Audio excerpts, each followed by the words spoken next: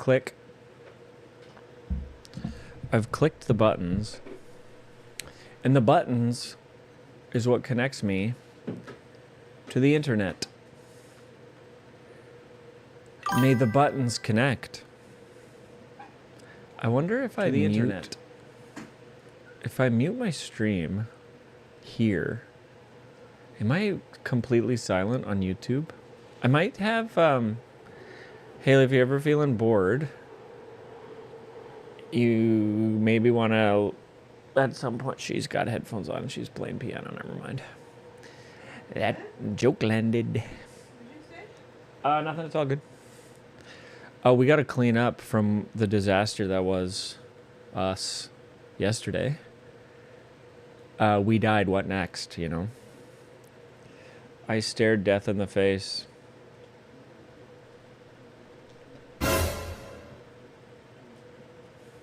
That was me. I can do it better. Imagine me dying and then looking at... Oh. I shouldn't be in charge of these buttons. I should not be the one in charge of these buttons. How does everything look? I'm freaking hot. It is hot tonight. We're going to tidy up. We're going to start again, but we're going to still rock with the Warden. I believe in him. But maybe we should switch up our dude. We should move on to some new character maybe. And we're going to come up with a name. We're going to really buy into them as a person right now. Because... look at how ungodly. We had 1, 2, 3, 4, 5, 6, 7, 8, 9 over fatigue. Our guy was very tired. Judging by the look at him. He was probably in the final leg of his tour, his butt rock band. He looks like he's got a soul patch, so I've been making fun of him for that. Which maybe isn't very fair. Leave the guy be, you know? So, one of my favorite things to do is to just quietly put away everything. And then we're going to quietly bring it all back out. Except this time we ain't going to be quiet. We're going to get loud. But we will put everything away. And we're going to start fresh. We did have quite an awesome collection of skills. I think I just don't... I'm not an incredible pilot just yet. I think it was pilot error. It was human error. I mean... I do err on the side of, like, what's fun. I like to think that's why you guys stick around. But, it might be frustrating to watch me, like, make decisions that are actively, you know, sandbagging myself. It's possible that I'm actively sandbagging. We didn't get a lot of opportunities to use our...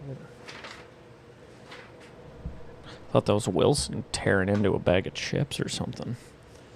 Into a hot bag of chips. Should we dive into the box of cards and shuffle new... Should we shuffle in... what am I doing here? Should we shuffle in the new generic cards? Or do we just keep on keeping on? Probably switch things up. I think the story went as far... Nah, should we give him one more go? The soul patch? We'll think of a great name for him. I guess we can keep these. Let's reset them, though. Everything to 0. I could have used the guild assist, but I just don't feel good about it. We could explore a different region as well, but I'm all about just banging my head against the exact same wall over and over again. That's fun to me until we break through. So I don't mind doing more Black Marsh, but yeah, let me know if that's boring. Let me know. If you know, leave a comment below. We could check out some of the other Breton looks. I mean, look at this guy. No. We'll go do a name generator if chat can't think of something that pleases me by the time we get. It's sad to put all these things away. It was some really cool items. But unfortunately, yeah. So have you ever been married? Yeah, she died. I tried to turn that into a soundbite, but without the context, it didn't quite land. It's a quote from Arrested Development, like everything else, but it just didn't quite work. But it might work for us. Am I missing one of the white dye? This feels out of balance. Maybe we'll find it while we clean up. It's Christmas time in hell. Okay.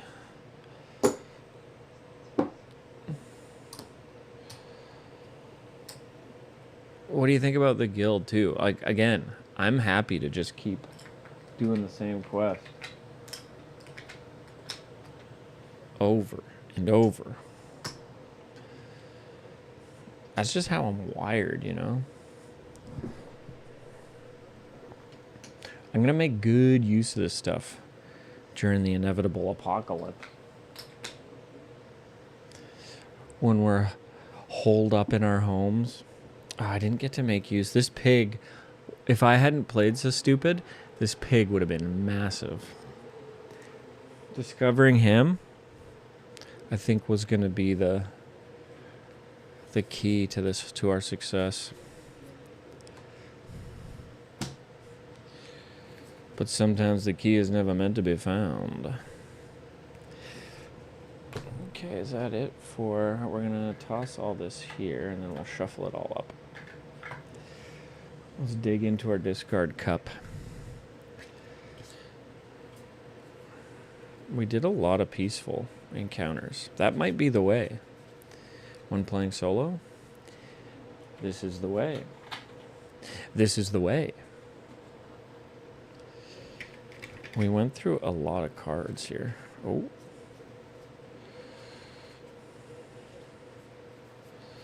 Some side quests. Remember when we found the side quest too? And we got a book that let us relearn one of our skills? Different.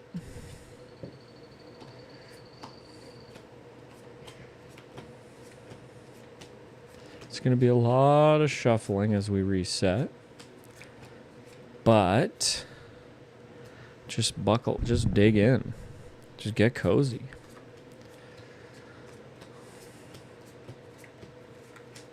Just get cozy. It's Tuesday night. Man. Tuesday nights used to have just the best TV shows.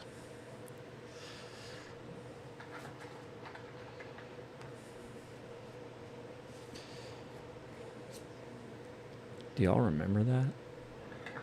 Y'all remember TV?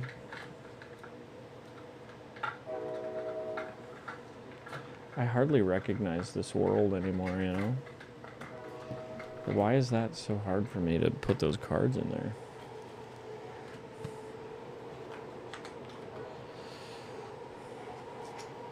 Y'all remember TV? Okay, resetting everything. I've been intentionally avoiding certain classes because I saw them have so much success when I was playing with my board game group.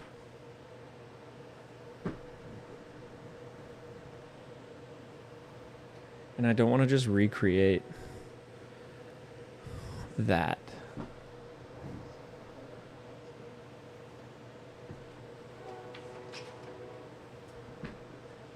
But that being said, that might just be a limit of my own imagination. And that even a class built out of the exact same skills could probably have a different adventure, you know?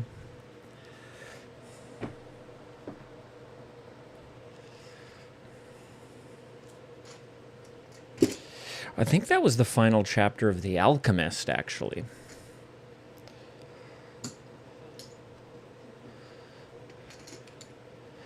Pretty sure. Pretty sure that's how The Alchemist ended. He was like, I'm a Khajiit acrobat.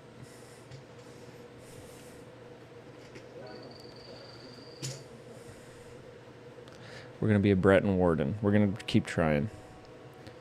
I think we need to lean into...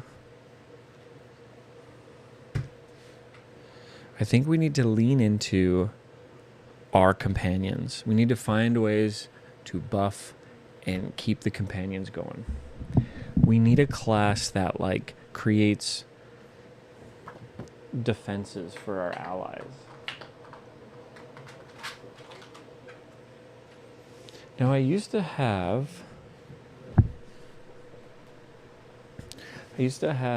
another little token here.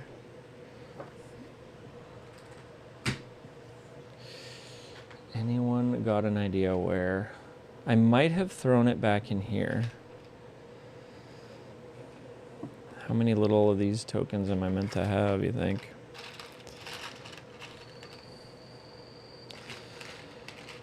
Well, let's find all the white rimmed ones and then let's count them up.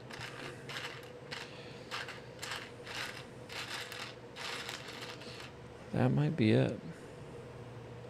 6? Does that sound right? We'll keep our summon out.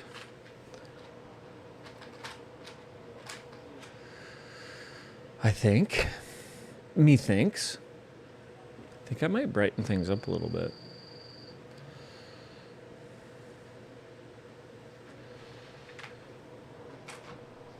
I think I might add a little bit more light.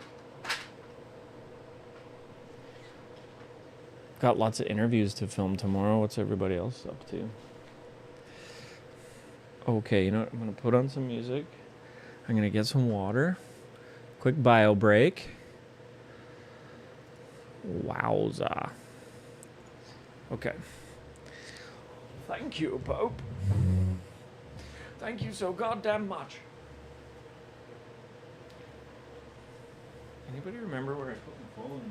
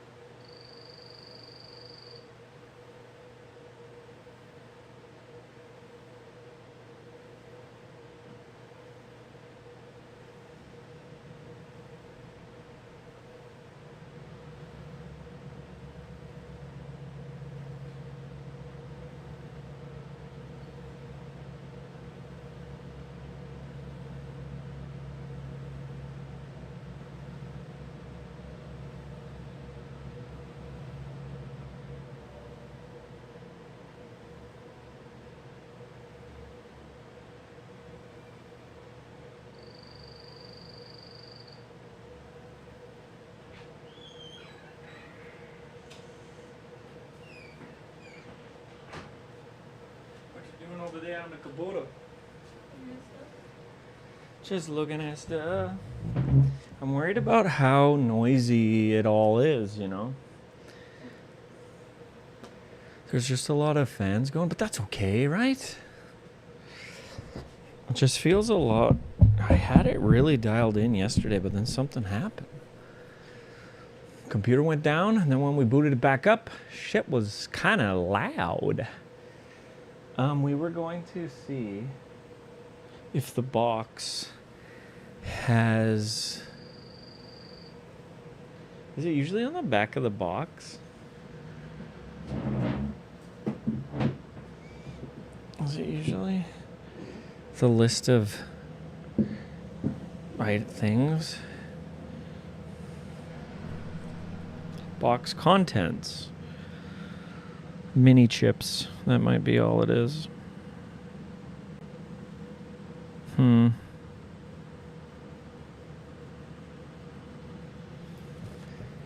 ever just like wonder if you've lost a tiny piece of something or not? You ever wonder that? I guess we'll never know. Books, gauges, banners, books. Ooh. Yeah, it makes you wonder. Should there be another one of these somewhere lying around?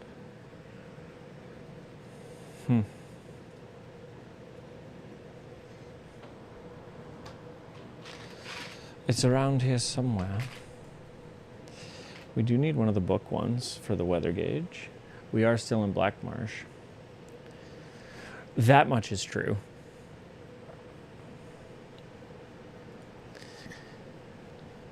I got sucked into the computer. I got absolutely sucked into the computer.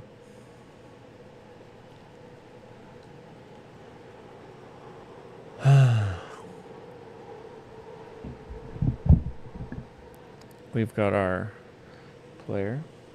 We've got our guild.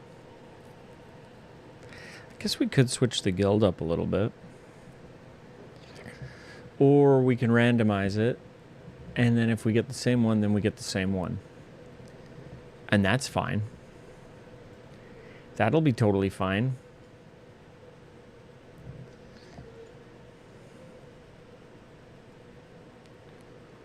That'll be totally fine. Let's carry on then. Ooh, we did ask a question in the forum. Should we check to see if we got a response? Ooh. Someone responded. True. As written, I would also say the days is then immediately removed. However, because it wouldn't make any sense that the intention is to put it on, then remove it, I would say the intention is clearly that this days is only removed at the end of that enemy's next turn. Well, we haven't heard from the designer yet, but someone agrees with us, which is worth a lot. In today's internet. In today's internet, Elder Scrolls BOTSE, how many marker icons, marker tokens?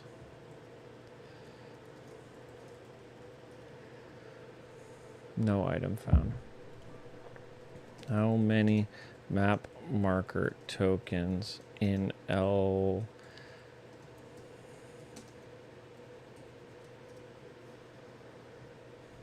Tell me there are 6.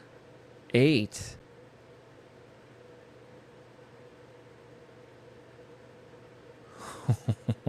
Now I'm gonna lose it. Do you think somewhere in here? 8? I mean, that is just the AI response. But now I'm going to be looking. 8? What the hell? None of these are them. Do you think I tossed them in here accidentally?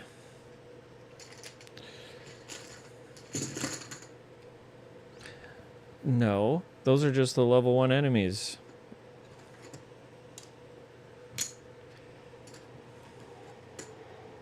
Haley, the internet says that I'm missing some pieces. What? I know. That doesn't seem right. That doesn't sound like me. That don't sound like me.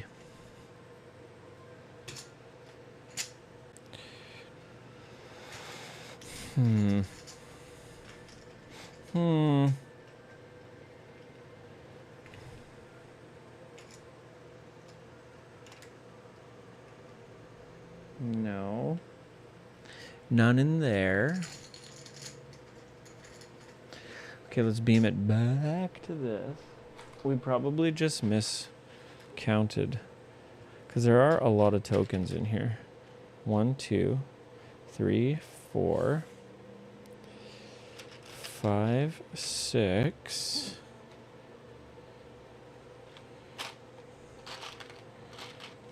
Okay.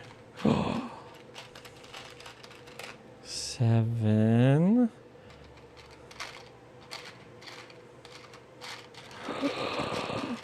Eight. They were there. Okay, cool. I can't begin to describe how whole that makes me feel. I'm gonna keep a little navigation, little point of interest one available, because it's nice to mark where the quest destination is. The Questo Desto, as I've often called it.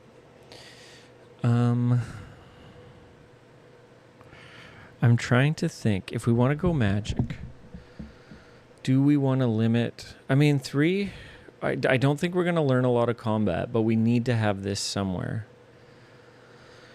And we do need something to get us through the early game, something kind of offensive focused. I've zoomed in quite a bit, but now I've limited how much map space we have. I could...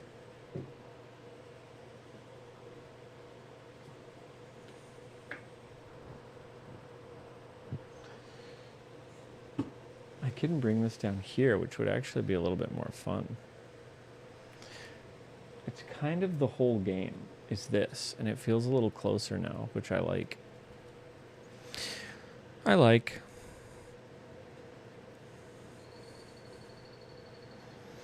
I tried to flush a bunch of old meatballs down the toilet. And Haley, I feel like I can smell the meatballs. Can you smell them? Part of me feels like I think they're stuck in the pipes. I thought old food should just go in the toilet, because there's something weird about throwing food in the garbage, and we don't have a compost. So I thought you just flush it. But I guess poop and food are different. Haley started talking about how it's like digested. It's easier for the pipes to swallow. I just poured whole meatballs down there. Sue me. Don't. Maybe you can. Maybe tonight. What do we got going on? You don't smell it? I'm getting whiffs of the meatball. I smell it right now.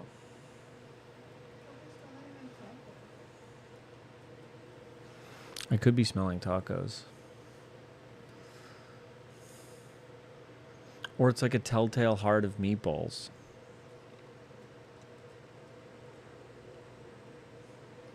The phantom meatball smell. Okay. This is good. I feel like it's a little off kilter. Oh, ouch.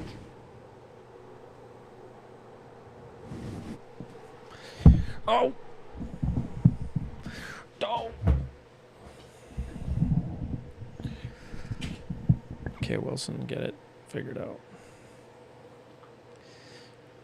Is there anything we want to change with this stuff? I think we're okay. 5 magic should be enough. Because I want to keep this one. We're going to need a little bit of melee, which can go here. And then we have long tracks for magic. Unless we want our magic stat to be able to maximize to here. With our lesser melee here. Our like secondary magic here. And then our big magic there. Ooh, we could go health? No, because then we kind of limit ourselves a bit. We could go health opposite stamina. Ooh, this kind of works. Then we can do magic. That way we could do a total magic row. A slight magic row, full stat, and then a little bit of a, oh, crap. A half and half. No, that's not going to work. Because we need health somewhere, obviously. I guess maybe it makes sense just to...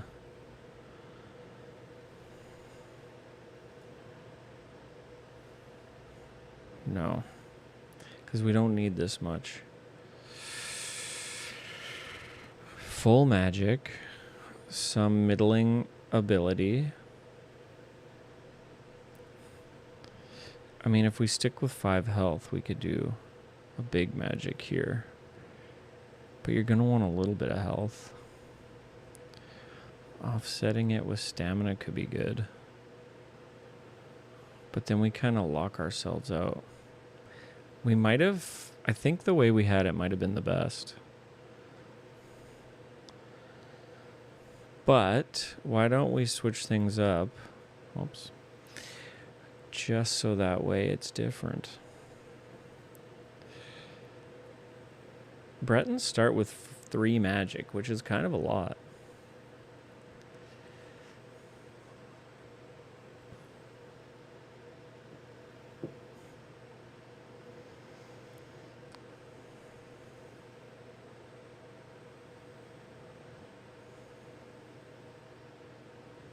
Magic down here.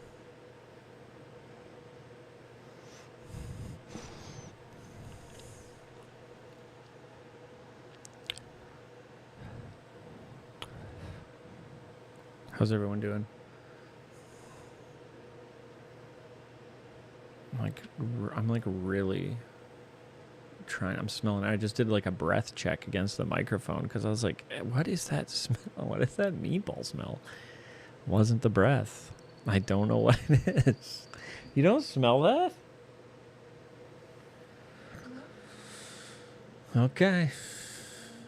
Mystery meatball somewhere.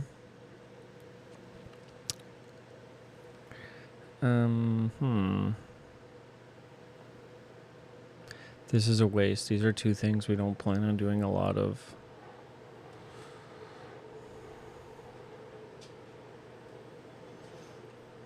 What did we have combat against? I guess it was this. No. It was magic. Because we were going to limit our full potential. Just to maximize something else. I think that's the smartest play. I think that is... It's the perfect play. Okay, let's start shuffling the decks. Also, I guess... we should probably find... the deck to switch out our guild.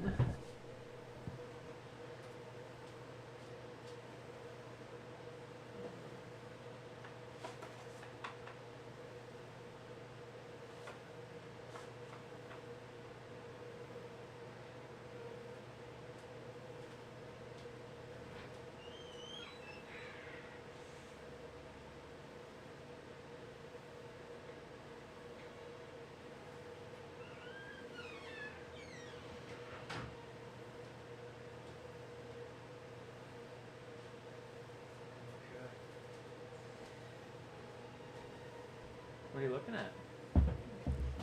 Does it look like a map? What was that?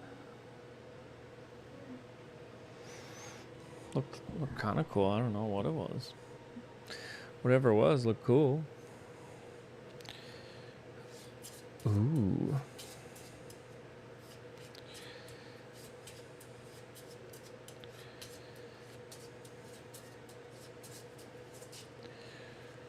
Okay, this is a fun part because this really sets the tone and shapes the adventure. Who are we? What do we care about? And who are we doing it against? Who are we caring about it against? Also, what is our first ability going to be? We've done sword and board now twice, and I think that was a good way to start. But it's not very magic, but I am leaning into more of a spell sword kind of a... Maybe we should take light magic. Or like light armor. Okay, 1, 2, 3. We've got the Thieves Guild, the Dark Brotherhood, and the Undaunted. Ooh. Kinda the bad boy super group. Thieves Guild. Scoundrels. For your guild, kiosk, town, action. Discard 1 legendary to train any stealth type skill line from the trainer bag. Wow. The Dark Brotherhood. A guild of zealous assassins, these amoral professionals will take on any contract if the correct rites are enacted. Members of the Dark Brotherhood are accountable only to themselves, their strict bylaws, and their Dark Guard Sithis. The party usually focuses on eliminating specific targets. This can take the form of a unique battle or non-combat actions. Mark of the Black Hand. For your guild kiosk town action, place a fear status die into a ready slot as an item. On your turn in battle, you may use this item to apply the fear status die to an adjacent enemy. That's pretty cool. Or the Undaunted. Pledged. Discard all items in the shop and refill it with new items equal to the shop's value. Then gain 1 item from the new selection. Sweet.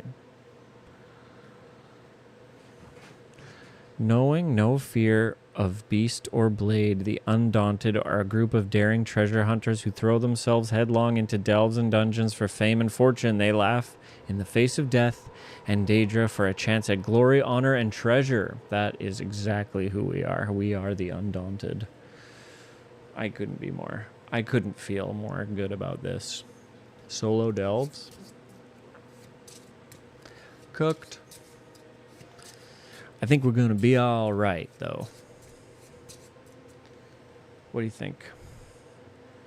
We are undaunted in the Black Marsh. Very interesting.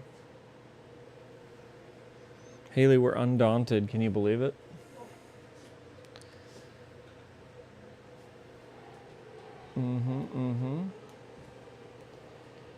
Don't know what that means. I'm a warden. I'm a Pokemon hunter. I'm going in search of new glorious Pokemon. Okay, let's shuffle these up.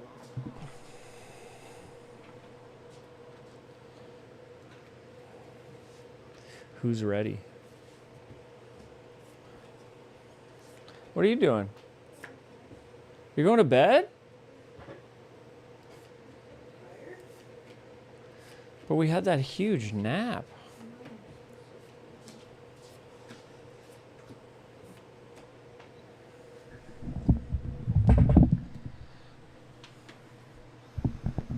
But we had that enormous nap.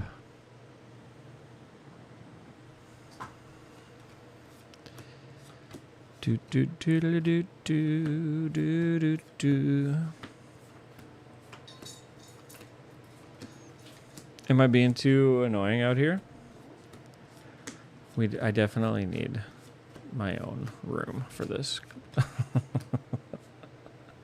You think? Shit.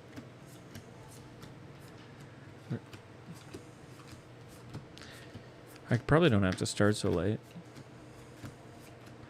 But you know, you finish work. You have a nap. You go for a run. You shower up. You eat some tacos. You kiss your dog.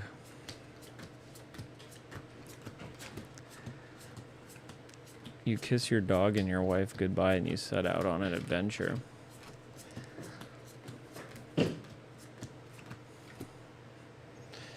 Shuffled? How do we feel about that? I think we feel pretty good about it. We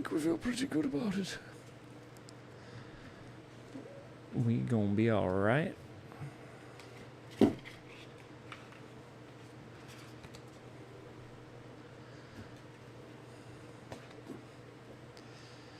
We haven't seen fan of the stream Squirtle Boy in a while. Where is he at? Where's Squirtle Collector at? Haley, text Squirtle Collector to get in here. I gotta show him how wrong he is about how awesome this game still is.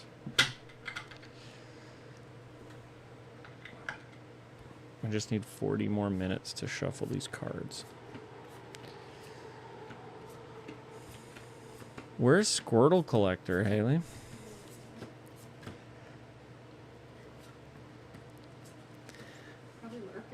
Probably lurking, you think? Do you want to check the sound for me if you get a chance? I'm very anal about the sound.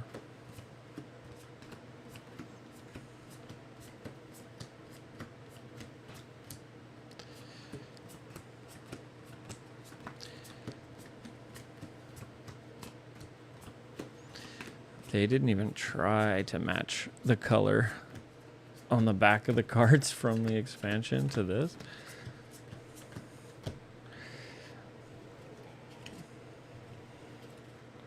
They're very fancy cards. They're made out of PVC. They're waterproof. What? What? Watson?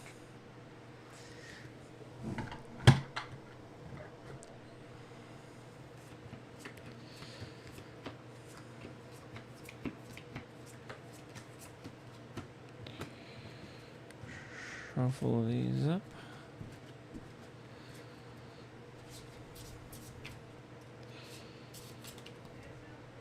Are you sure it's not too much noise from the fans and everything?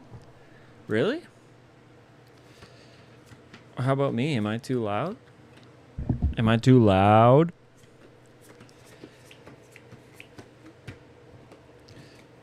Am I too... how's it look?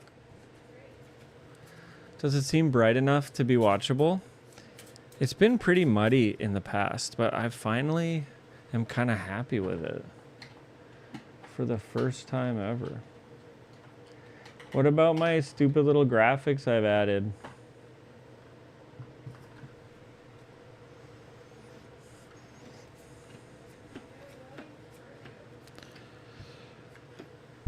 Do you have to turn me down? Because that's the dream. I don't want it to have to be cranked. I want to sound good like at half volume, basically. I would love to sound good at like half.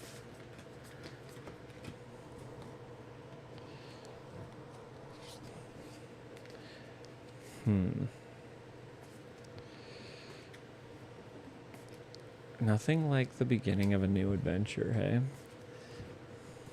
We're going to start as a sword and shield Breton with a magical future.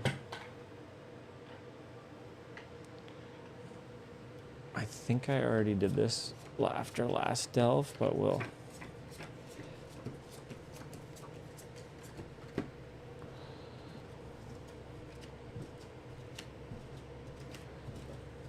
Okay. I like the idea of like heading out on a quest with nothing but a basic weapon, a basic shield, and then discovering who we truly are. Right? That's my MO. One hand, one shield.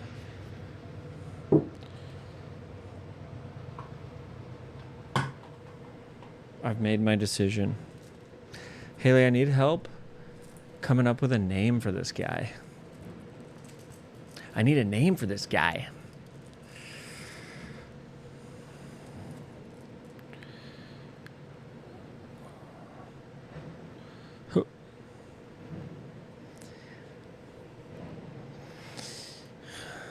Blunderbutt brought up a good point that maybe we shouldn't oppose these two, but I think we have a definite cap on how far we want to get with this. And we take 2 level 1 abilities. Old Faithful, Shield Discipline, which is also a pretty genuine source of... Couldn't be a source of tenacity, but there are other skills that are better for that. We have our health at 5, our stamina at 2, magic at 3, combat at 1, cooldown at 2. Because we picked a light attack battle stance skill line, we will place ourselves there.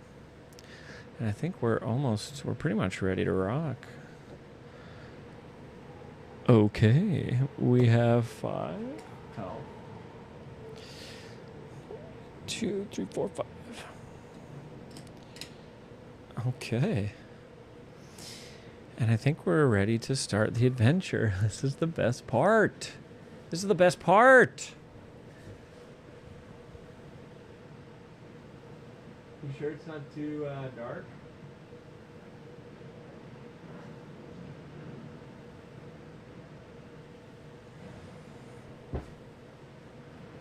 Is that a little brighter?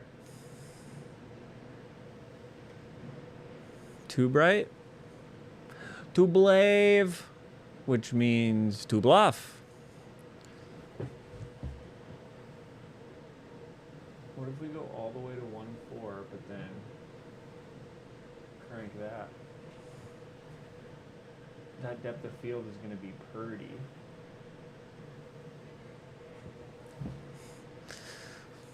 It could be purty. Maybe that's a little more purty.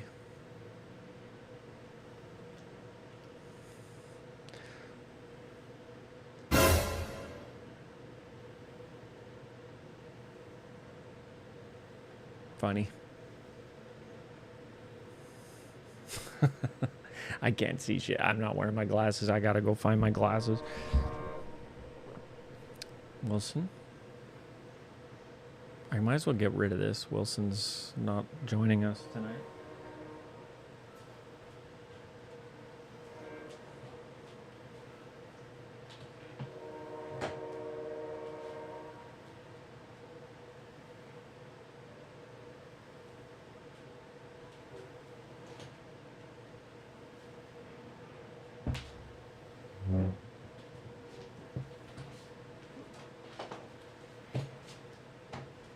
My glasses, have you? She ain't.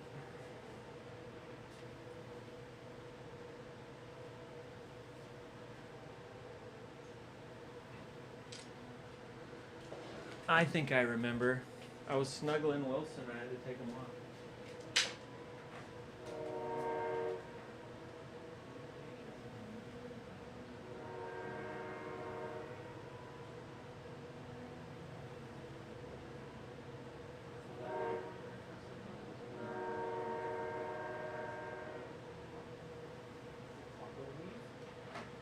I was like, did I just go in there and eat a bunch of meatballs out of the toilet?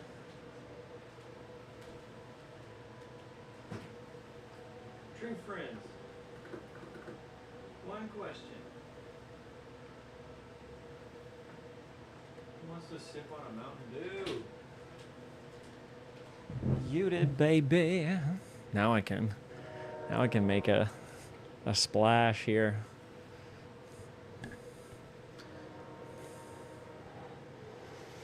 Yup.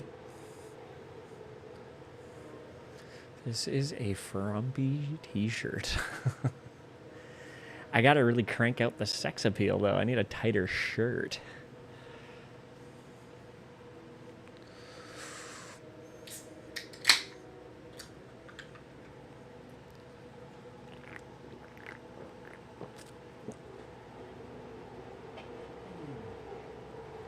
Late night Mountain Dew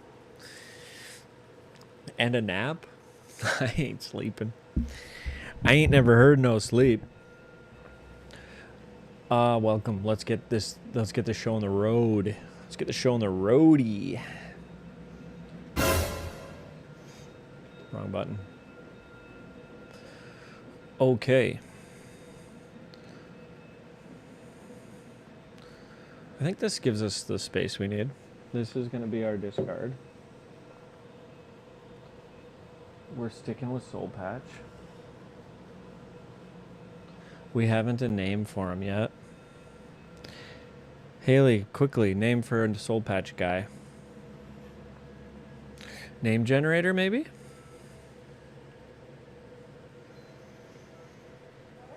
Maybe a name generator is in order.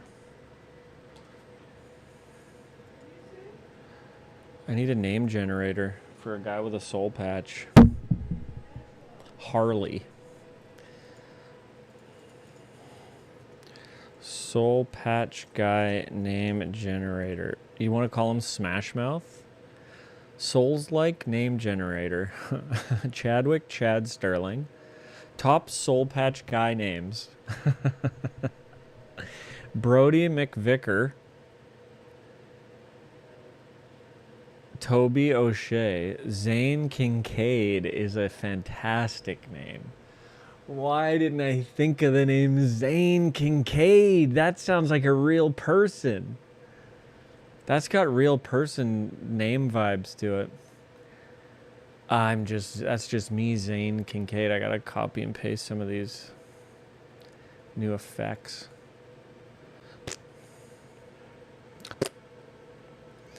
Zane Kincaid.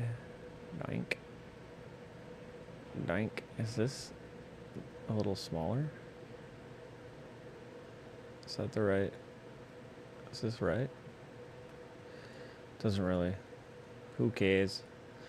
I can't zoom in because when I try, the windows get all messed up. Oh, that's just Zane Kincaid. You know him. You met him. And you loved him. Okay, but I want ideas for names. I don't want the name directly or I won't feel attached to it. Blaine Salinger. Derek DJ Vance. Too close to JD Vance, unfortunately. Zane Kincaid always has a dusty fedora. He sure does.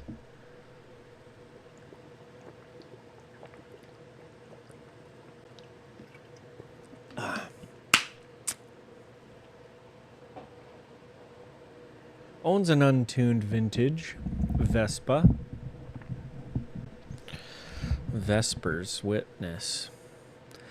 Brody King. Oh, here we go. Brett Bosley Barnsworth. Maybe we just need to take a moment to stare at him.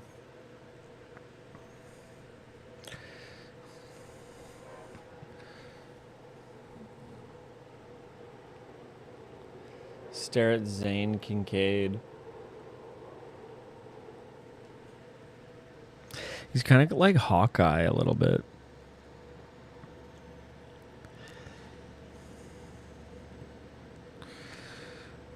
What's that actor's name? Do you guys remember?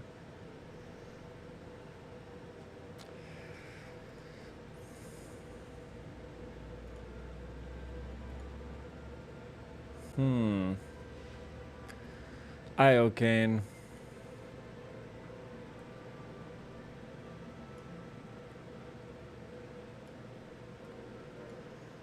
I'm just dialing in the...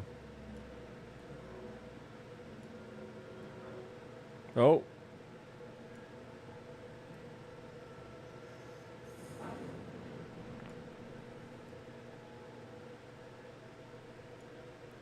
Okay. Happy now.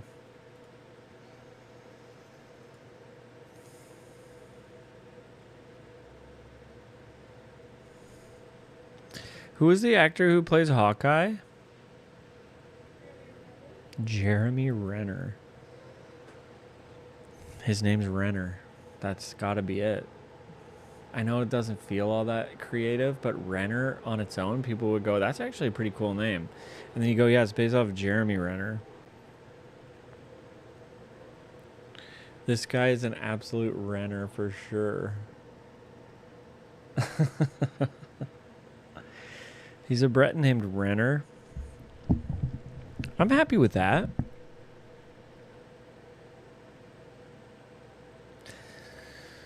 Renner. And then a flower. Or a tree. Renner Sage. That's a pretty cool name.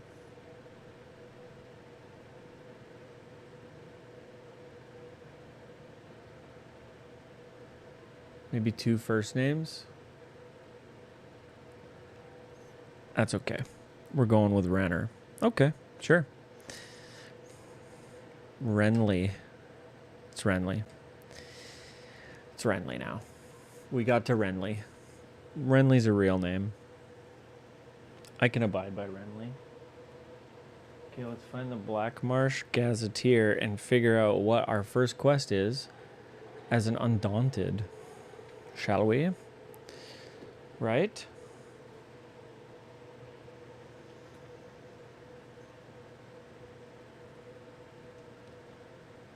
Where's the shall we begin button?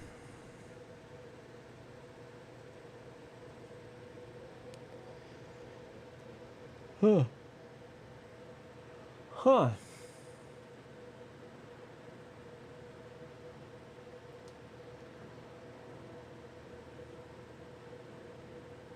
I don't have it.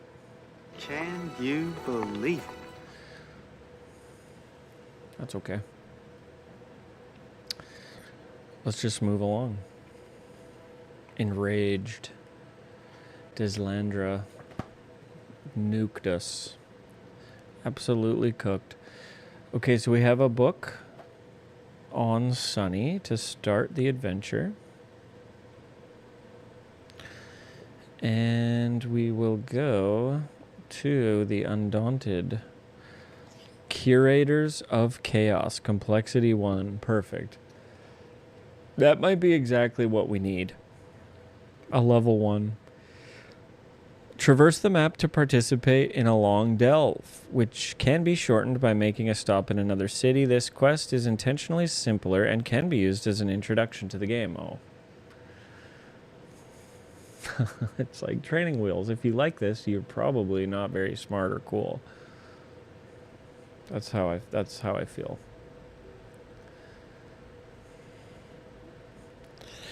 Let's continue.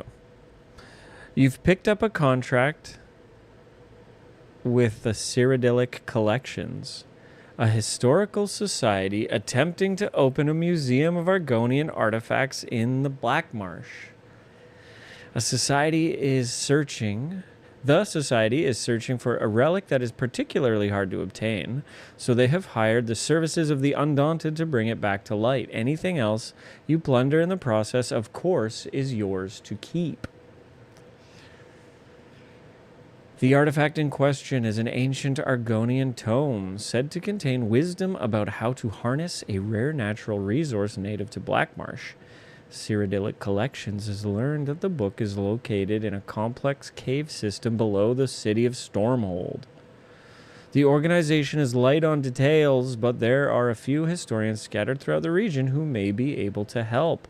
Starting location is Lilmouth. Little Miss Lilmouth. Wow, here we go. Way down here. With a delve up in Stormhold. Quest objective. Travel to Stormhold and proceed to quest step B22 for the day's encounter, recommended by day 12. Initiates the end of the quest. Okay, wow, it's pretty straightforward. We have 12 days to get all the way north, so I guess the game just wants us to explore. Alternatively, you may choose to research the caves below Stormhold by traveling to Stone Wastes or the Percolating Mire and completing a town encounter recommended by day 6. During this town encounter, you must take a group action to discard a number of rare items equal to the party number. So 1. Gain 1 XP during that day's reward phase and proceed to quest step C23. This will make the final quest step easier. Okay, sorry. Reading out loud made me kind of like not ingest any of that. Alternatively, you may choose to research the caves below Stormhold. It's the same place.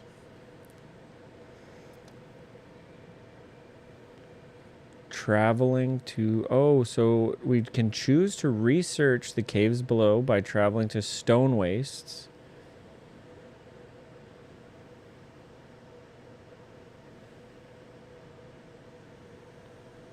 Where do you think that is?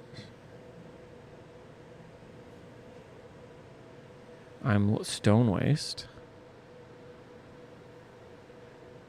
Or the Percolating Mire and completing a town encounter.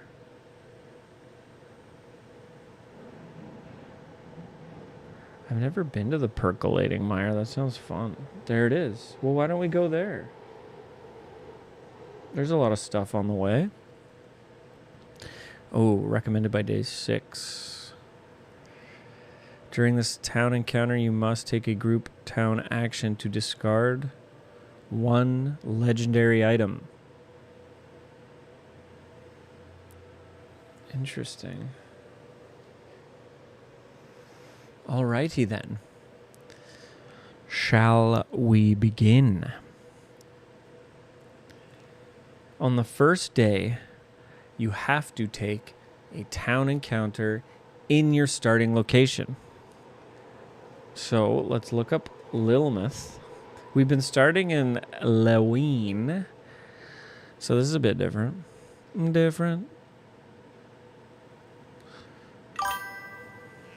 Dog fight the 2. Oh, okay.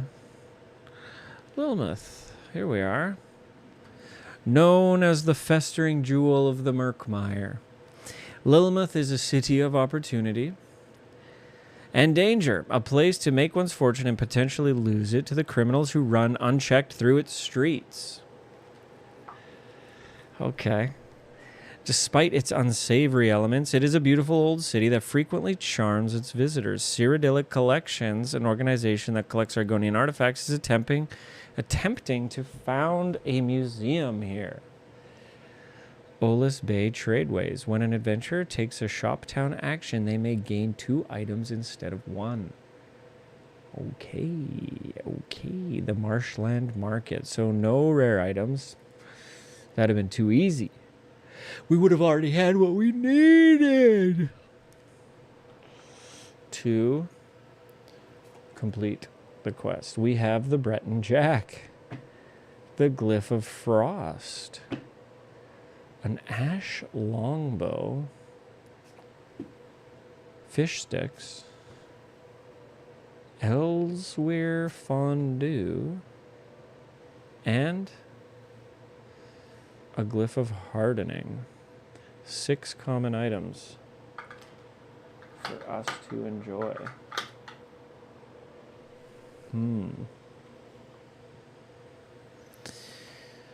Okay. There's also 5 training. There's 5 trainers available, and they're teaching everything. Ooh, if we don't like any of this stuff, we can use the Undaunted Quest board or the Guild Kiosk, which is a pretty powerful. Discard a legendary item during today's reward phase, gain 1 bonus XP. Wow. That would have been massive. Okay. 1, 2, 3, 4, 5. Do we? I think that is the destruction staff. But I think it's just a little bit too magical for the kind of for Renly's vibe. He's a magical adventurer. He's not like a wizard.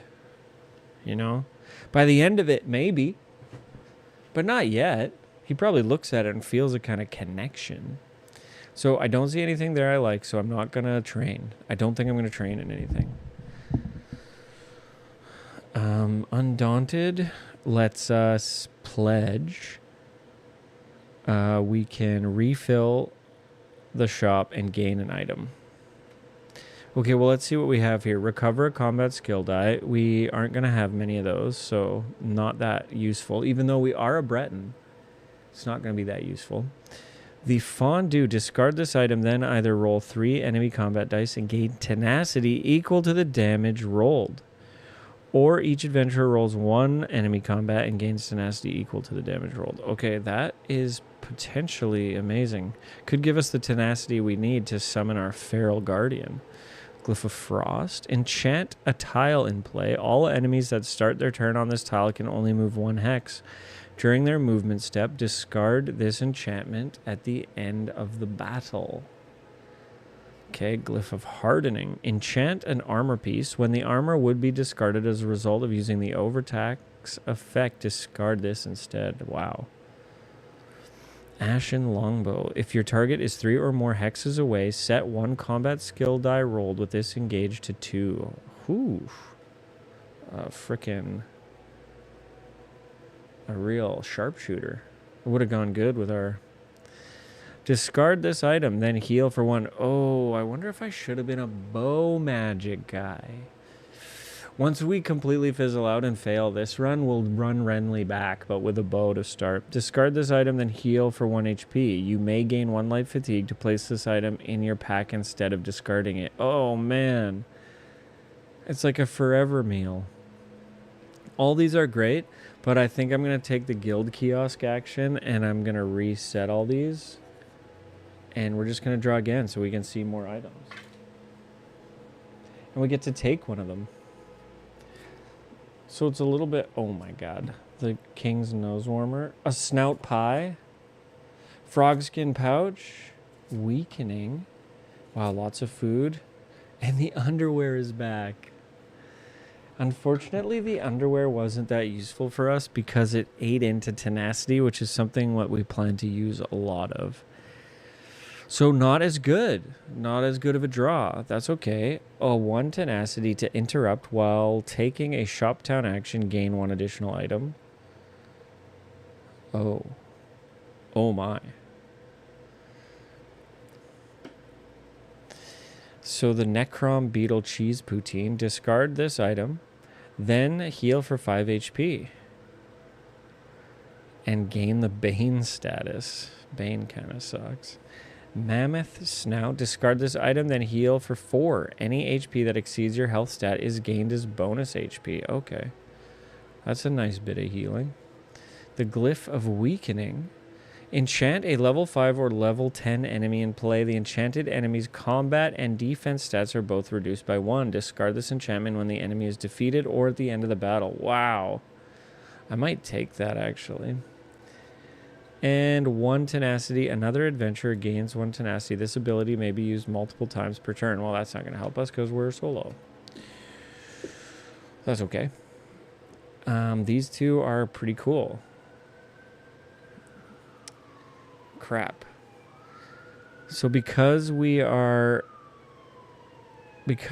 special ability of this town is to let us take 2 items anyways.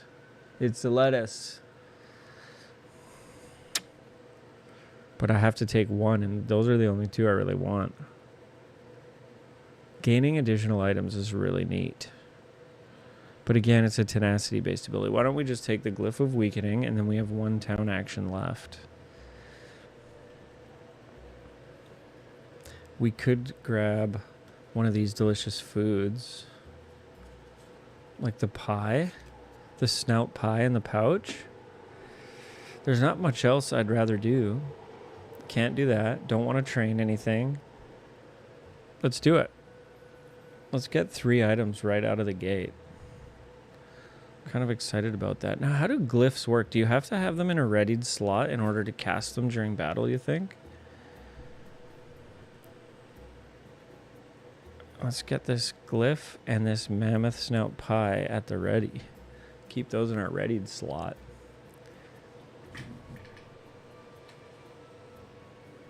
What do you think? What do you say?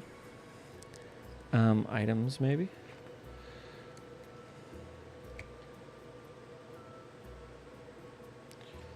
Could be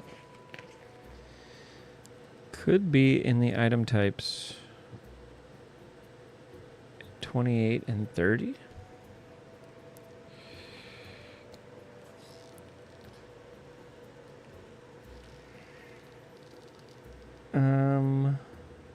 Enchantments. Enchantment items can augment or reshape the rule of the game.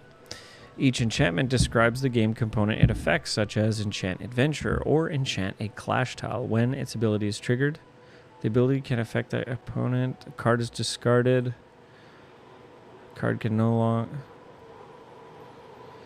The card is no longer in the adventurer's inventory. I guess you still have to have it ready to use it. So that's how I'm going to rule that. That feels like it's in the spirit of the rule.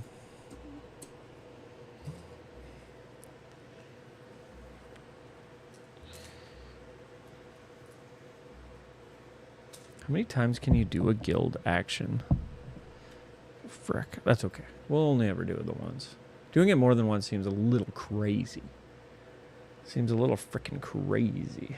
I think my dad's gone crazy. Okay, so that was day one. Let's move on to the reward phase. We have no XP. We don't need to heal. We don't need to trade anything. That might just be the end of the day. Day one, and we have only 2 XP.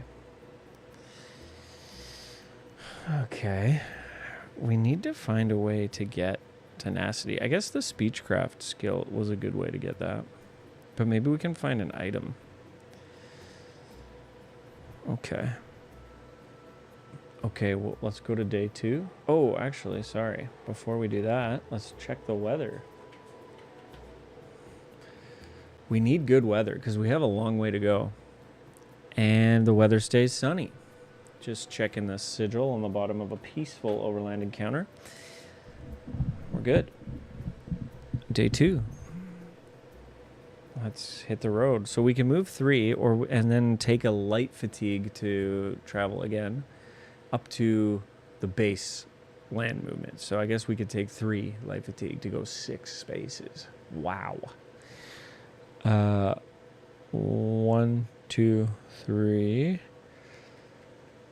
Well, without taking any light fatigue, we could go to this unstable location here. Don't know if you can see that.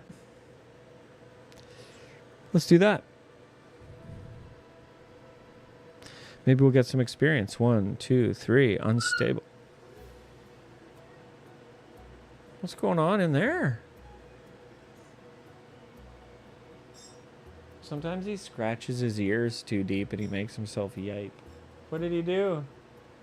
Was he scratching? Oh.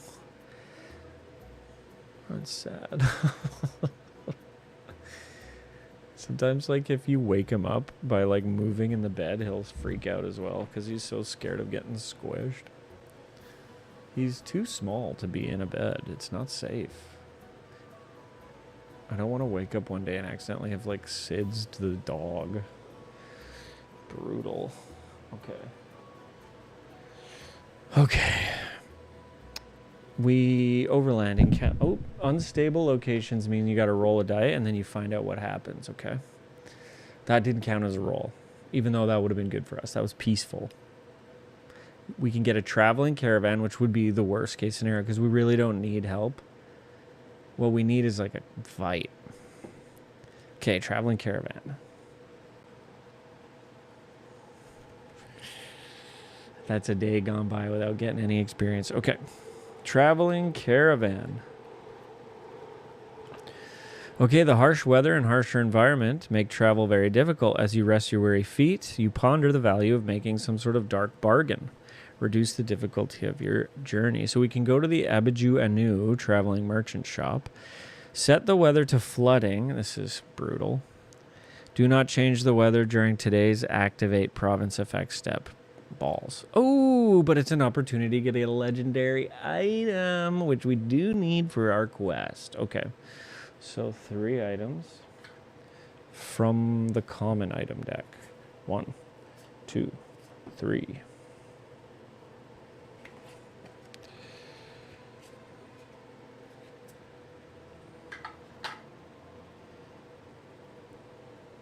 And then 2 legendary items.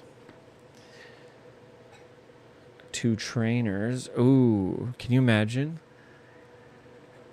The sun is setting on the marsh. We're sitting on a stump smoking an old pipe. And we spy a trainer out behind one of the caravans. What if he's a magical guy who's going to teach us exactly what we need? Nope. It's a 2-handed swordsman.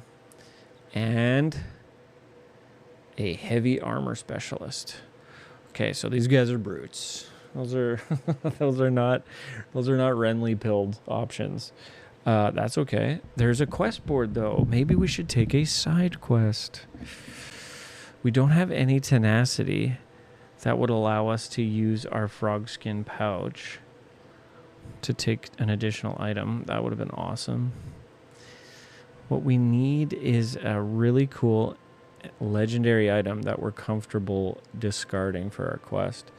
Let's see what we have. We have the Way Shrine map, an iron dagger, and a stinkhorn tonic, a maiming poison, and a string of Therasian pearls. Wow. These items are really cool, actually. Let's take a look. Let's take a closer look, shall we? We've got... Okay, what does the map do? After rolling the unstable die, you may re-roll the die 1 time. After re-rolling, you may discard this item to instead set the die to the side of your choice. That's really cool. That's a really cool item. It's just a map. That is an adventurer's item. Iron dagger. This could be useful for us. If you only roll a single combat skill die with no additional dice this engage, which is what we plan to do often, set the result to a 1 and treat it as dealing true damage. All damage you deal this engage is true damage. Whoa, whoa. If you overtax it, you do true damage, and we have an ability to put items back in our backpack when we overtax them. This is kind of the perfect... That is a powerhouse of a weapon for our little guy. I'm thinking about it. Oh, I'm thinking about it. What do these pearls do? For 2 tenacity, we can, when resolving your recovery step, recover 1 additional die for each legendary item in your ready slot. Ooh. Ooh, that could have saved our lives last game. After an enemy rolls enemy combat die against you, change all of them to the sides of your choice. Wow. And apply a Bane status die to an adjacent enemy. Well, I don't want to train. Quests could be good, but taking 2 items could also be good. I mean, this one's fun for flavor, but these 2 together are really neat. Oh, but that one costs tenacity. I think we should take the map. I mean, the maiming poison could save us. I mean, once you drink the potion, though, it's kind of spent unless you find an alchemy station. We can clear our cooldown track, heal to full HP, gain 3 tenacity, then move a random level and place it... Ooh. We could strengthen the bag. It would give us 3 tenacity. What if we did that first, then took this action, and then we could use our bag, and then we get 2 items. And we'd get left with one. We'd still have 2 tenacity to spare. The only downside is we put a really deadly enemy in the low-level bag, which is a bit scary. I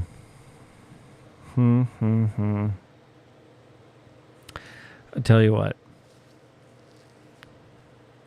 As cool as this map is, I want to take this dagger. We're going to take the dagger and we're going to equip it.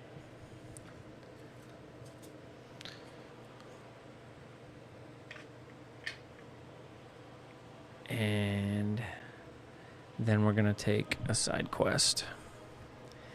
This is the way. Let's go to the side quest board and check out what is available. I imagine a bunch of heavy bent nails hammered into the side of one of these caravans. Jeez. And I think there's some quests nailed there. Let's see if we can help anybody. This one here says, "There were our casualties." You see a series of bulletins marked by the symbols of the Outer Watch.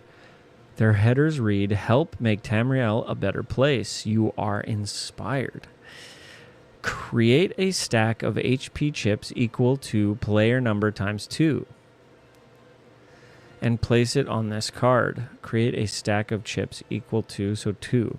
During an end-of-day phase in which you are occupying a peaceful landmark, each adventurer may remove 1 HP chip from this card by either discarding 1 item or skipping their rest step.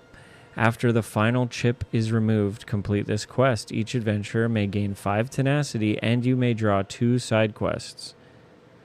And you may choose one to accept. If you are in Valenwood, you also gain the keyword resistance. Oh, if you are on an Outer Watch quest, your reputation helps you channel aid to even the most unruly reaches of Tamriel. You may perform the above effect even when you are occupying a conflict or unstable landmark. This is really cool, actually. And it's a buttload of tenacity, which is vital to what we do. And then there's Province Poacher. A local high elf collector approaches you with an under-the-table proposition, asking you to bag some rare local specimens. Place the 2 enemies specific to the current province of the following level on this card. So, the level 1 enemies. At the start of each non-quest clash, add one of these enemies to the EP and deploy it last. If it is currently session 2, these enemies deploy with additional HP equal to 2 times players. After one of these enemies is defeated, it is returned to the enemy bag instead of the defeated enemy stack. If it is undefeated at the end of battle, place it back on this card. Once both enemies on this card have been defeated, complete this quest. During that day's reward phase, gain 1 XP, and each adventurer may draw 2 legendary items, choosing 1 to gain and 1 to discard. Oh, I'm so dumb, I didn't even grab the legendary item. If an encounter specifically calls for an enemy on this card, it is used as normal. However, it does not count as progress towards this quest.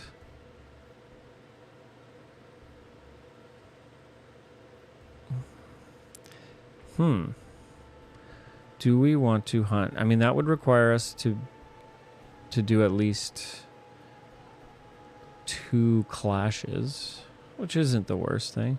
This one was very, like, nice, though. This one kind of was cool. We're adventurers. Let's go hunt the monsters. As much as I want to do this, let's go hunt. We need the XP. We're hunting. We're poachers. Sorry about that. So 2 enemies specific to the current province of the following level.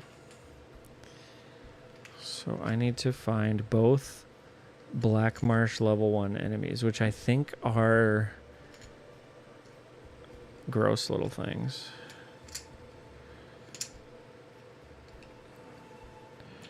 Nope. Here it is. A hackwing. Kind of spooky. And a bog dog. Okay. I guess that makes... But we are in need of legendary items. So... maybe we can put our readied items over here.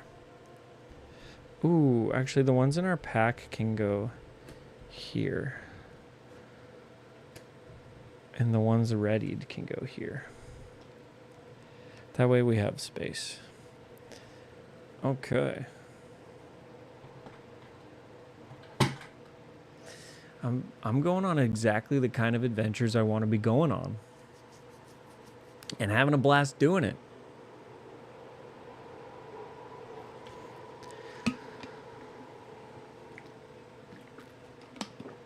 That map was cool. But this thing... that thing was just speaking to old Renly. He was like, okay. This could be it. This could be our ticket. All damage you deal, this engages true damage. I wonder if you have to... if you only roll one, set the result. If you only roll a single combat skill die with no additional dice disengaged, set the result to 1 and treat it as dealing true damage. All damage you deal disengages true damage. I don't quite understand. Does the overtax... is that in addition to, or is that instead of? Let's look it up. I haven't done overtaxing because it scares me to just like discard items, but I think that's a major part of this game, is just getting okay with it. Getting kind of cool with it. What is the button? Okay, here it is. Overtax Botsy.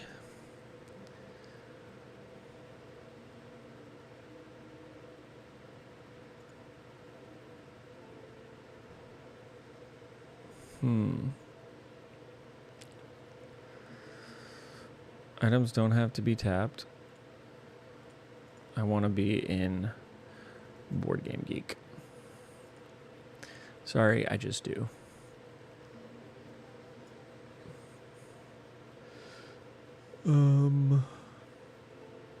Forums. Search the forum for overtax.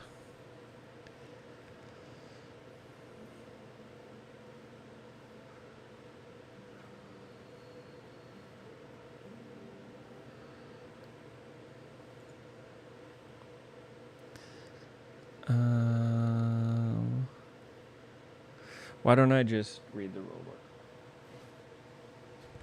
The rulebook is good. Trust in the rulebook. Overtax is...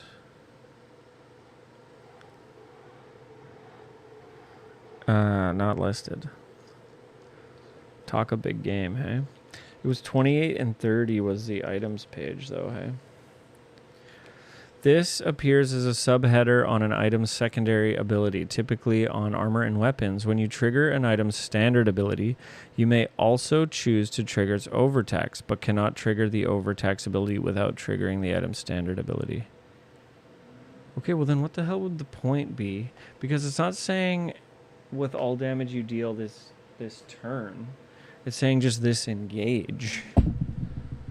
But if all you can do is roll one die, set it to 1, and attack,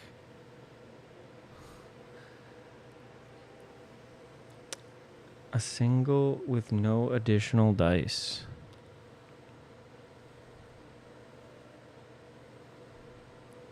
Do you think... okay, now we do need to search this. We need to search it in... overtax on the Iron Dagger.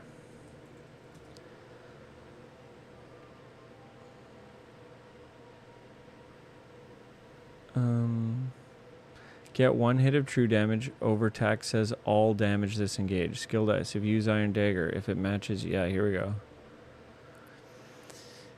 My question is, if you can only roll 1 die, how can you do more damage? Based off your description, it sounds to me you can do the following. You engage an enemy and are rolling multiple skill dice. If you use Iron Dagger, if it matches your battle, you can add 1 combat die to the skill dice you are rolling, plus... If you overtax the weapon, then all the dice...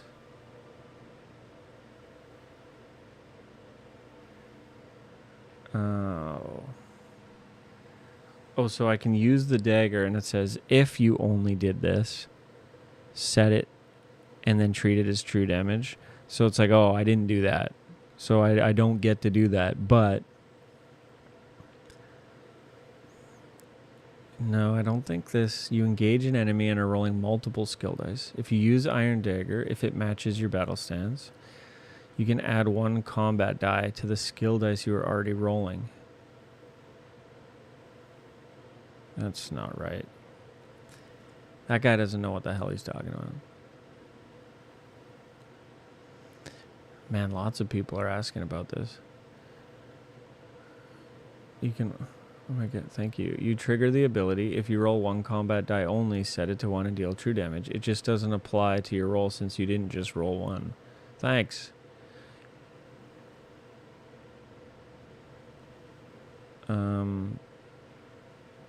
Wow, that guy just copy-paste. Oh, is this the same? Jeez Louise.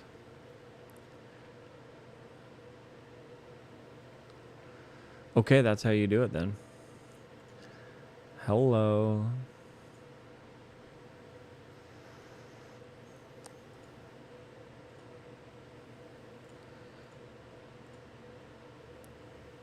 Cool.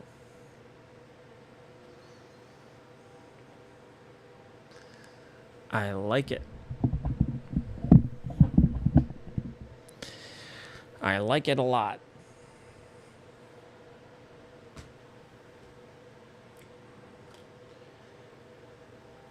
So I'm going to be crushing butts here. I'm going to be doing like potentially like 6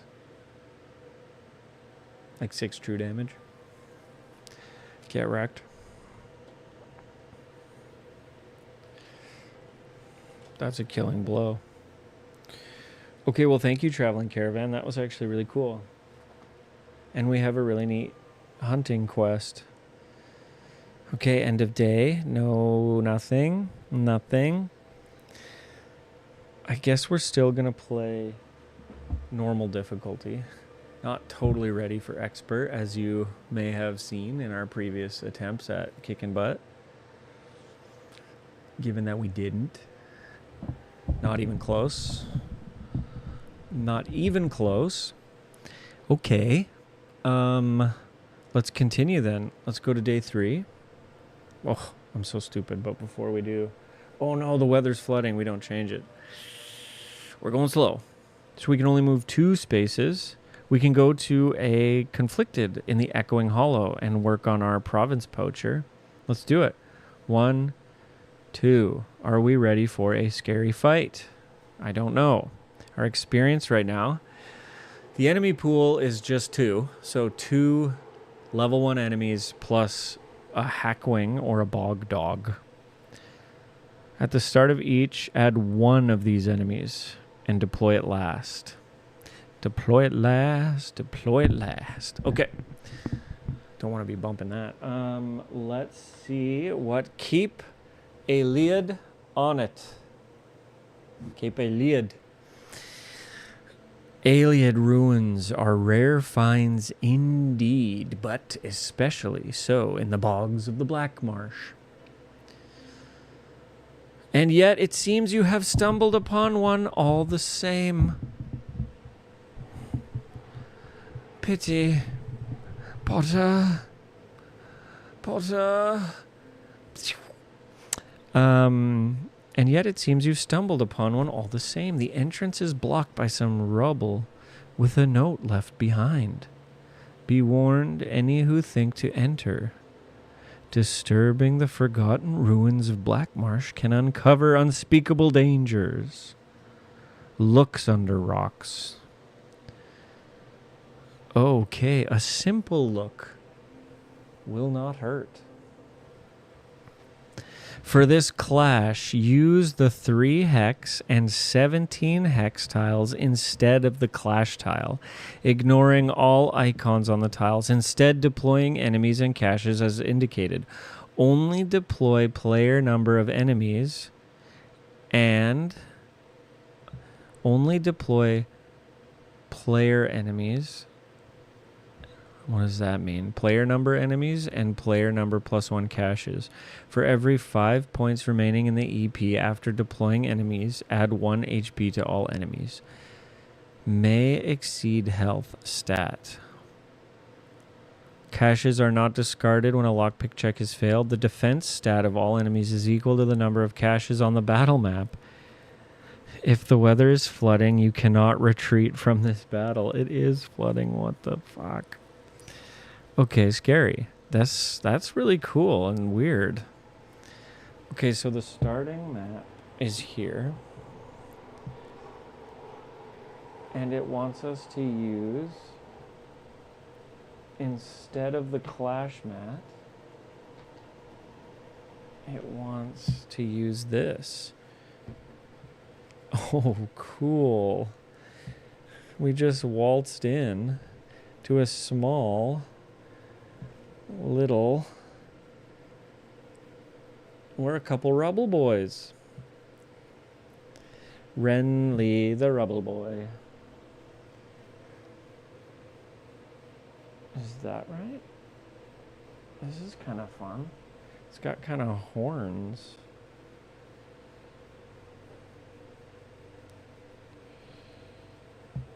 Yep, this is it. This is a cool shape. Okay, so caches are players +1, so 2 caches are deployed. I guess you probably set the ones that are furthest. Normally, that's how the game works, right?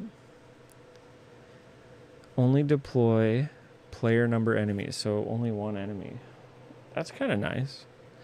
But he's got a bunch of extra health potentially. However, I mean, yeah, our EP is literally only 1. Only deploy 1 enemy and 2 caches. Okay.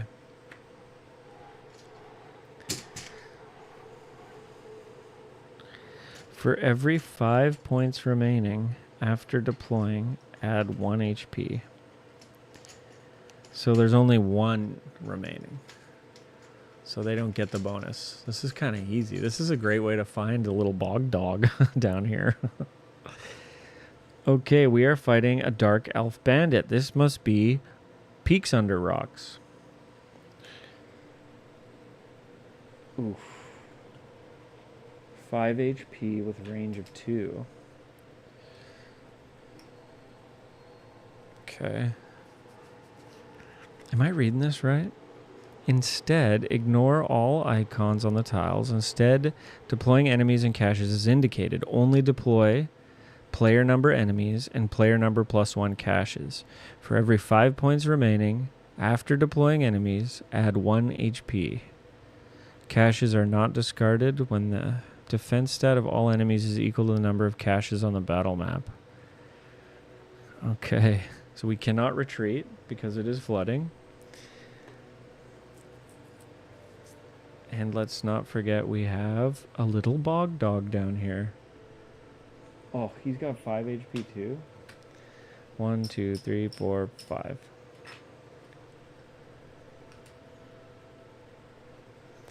Oh, it's just a guy and his dog. It's me and Wilson. Okay. I guess.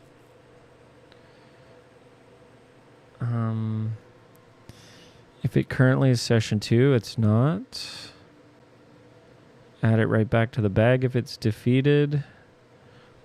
All right. Well, Renly, what items would you like to bring? Probably this snout pie. It's not a bad call. As we prepare for our first ever fight.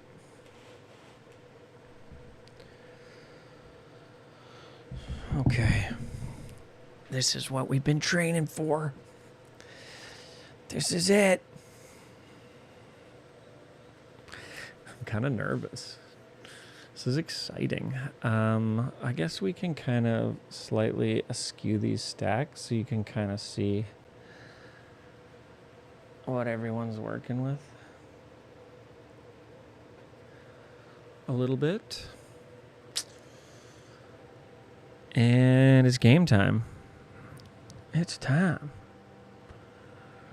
The Bog Dog has Bane. Fuck. I only have two. I might actually get totally beat up on. Because, oh, here we go. Enchant a level 5 or level 10 enemy in play. They're both level 1s. Okay. Can't weaken them.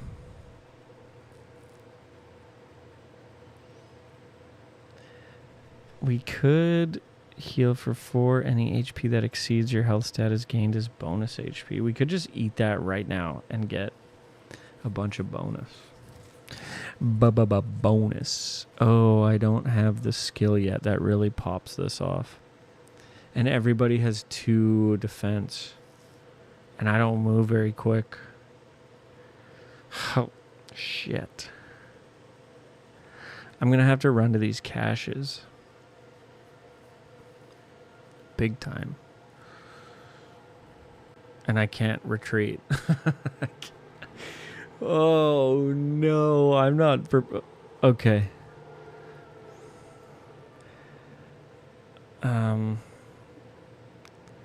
1, 2.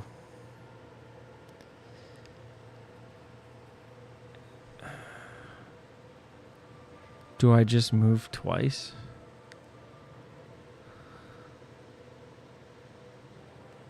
Is that all I do? He has divert, which means I can't kill him outright.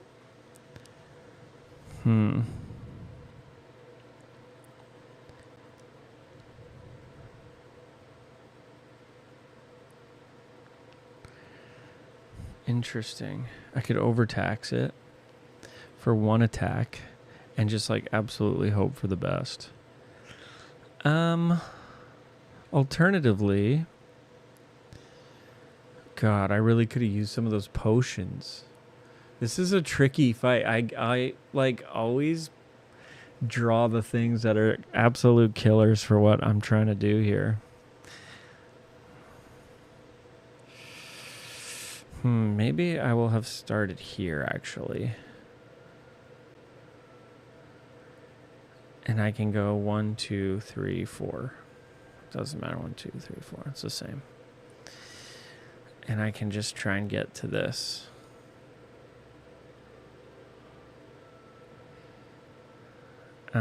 One, 2, fuck it. Let's just do that. Okay, I'm going to engage. I'm going to roll my shield discipline and target the Dark Elf Bandit. I gained a tenacity and I did 1 damage, but it was deflected by the shield. But at least I have my shield up.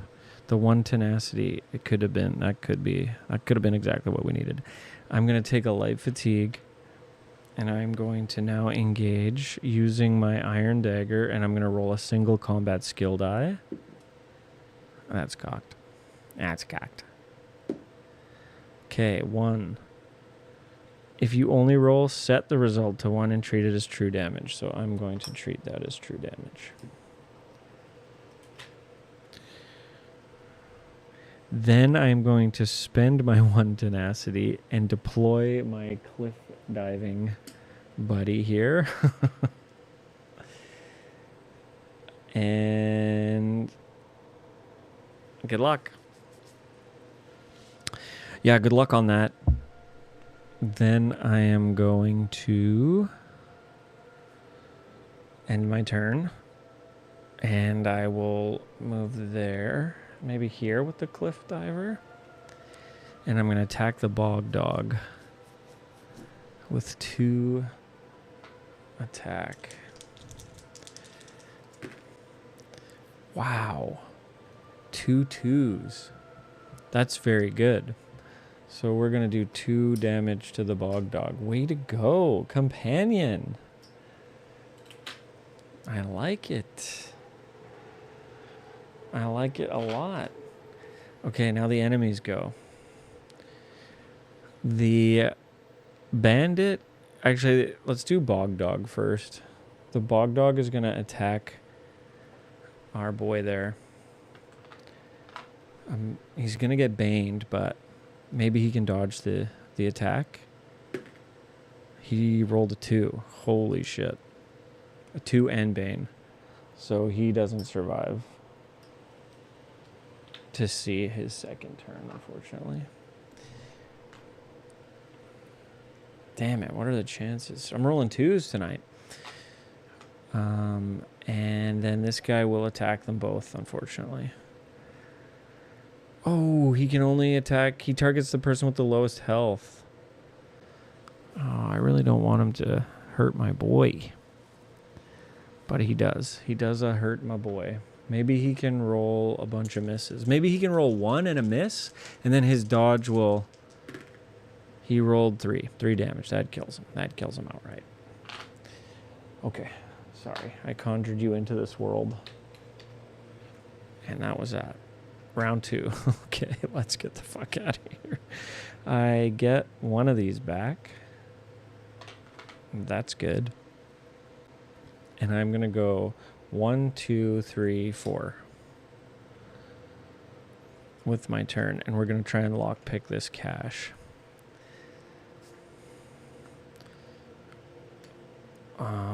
3 attempts, 2, 5, and 6.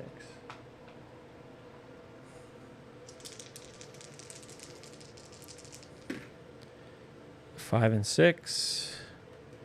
2 more chances to get a 2 or close, because I've got some space to take the light fatigue. 6 is too high. Last roll. 1. Okay, that is perfect. I will take 1 light fatigue and turn that into a 2. Unlocking the cache. Maybe it's good for us. So it says here, caches are not discarded when a lockpick check is failed. The defense stat of all enemies is equal to the number of caches on the battle map. Okay, so it didn't fail, but I did succeed. So it does discard. And we got the Glyph of Foulness. Enchant the enemy bag. When an enemy is deployed from this bag, it is deployed with -1 HP to a minimum of 1. The next time the battle ends, discard this. Cool. Okay. Well... the bog dog will go 1, 2. This guy will go 1.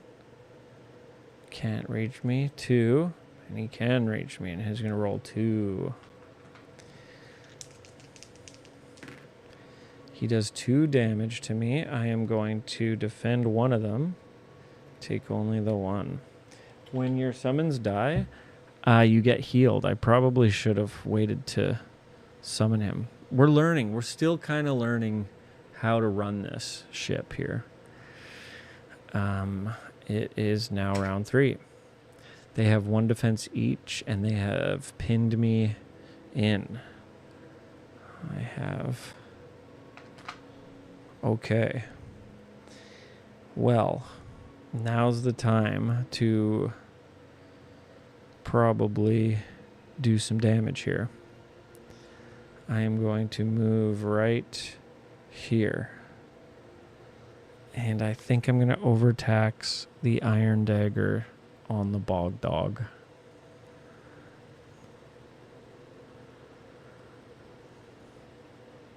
And I'm going to hope for a really good roll. So, when you overtax as a Breton, they just go back into your pack instead of discarding. And you may move a different item into your pack to a ready slot. Cool. Once per battle. Okay, I'm going to roll these 2 on the bog dog, and I'm going to do true damage. Tenacity's fine, but it would really suck. 2 and 1 is 3 true damage. It's exactly what we needed to roll. So that goes there. This gets exhausted, and we killed the bog dog. That poacher is going to be thrilled. It just makes sense that the bog dog's down here, and this guy should be shook. He should take a little bit of a hit morally. His like morale should be lower. I think that's just me though. Now he attacks. 2 is bad. 2 is brutal. 1 and 0, so I can block one of them and take no damage. Okay, this is actually kind of a fair little fight. This isn't so bad. The Iron Dagger came in clutch on the bog dog. Okay, round 4 already, though.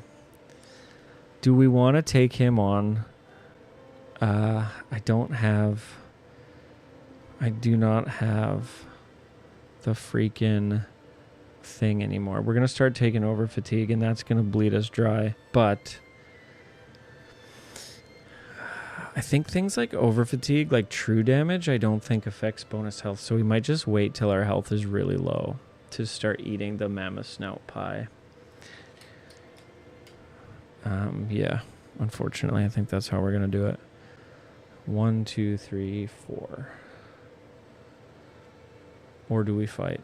We're going to have to kill this guy anyways. I think I'll move here for now. I'll go 1, 2. And at least I can get there the next turn if things go horrendous for us. And then I am going to attack that guy with these 2 dice here.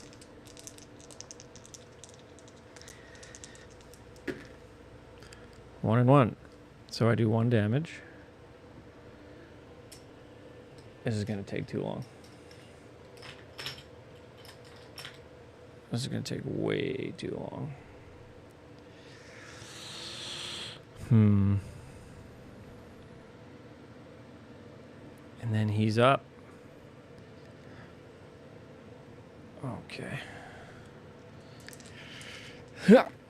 2 and 1. I will take only the 1 damage. Okay. This is the last round before over fatigue. 1, 2, 3, 4. Lockpick check. Oh, I get these back.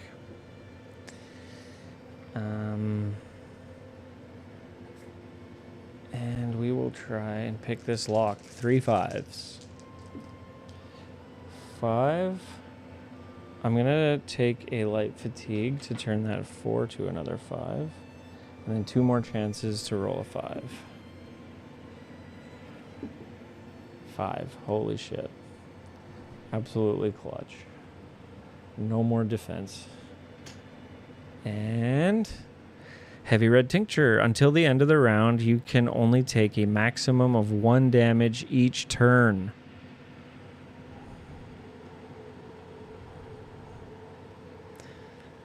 Cool.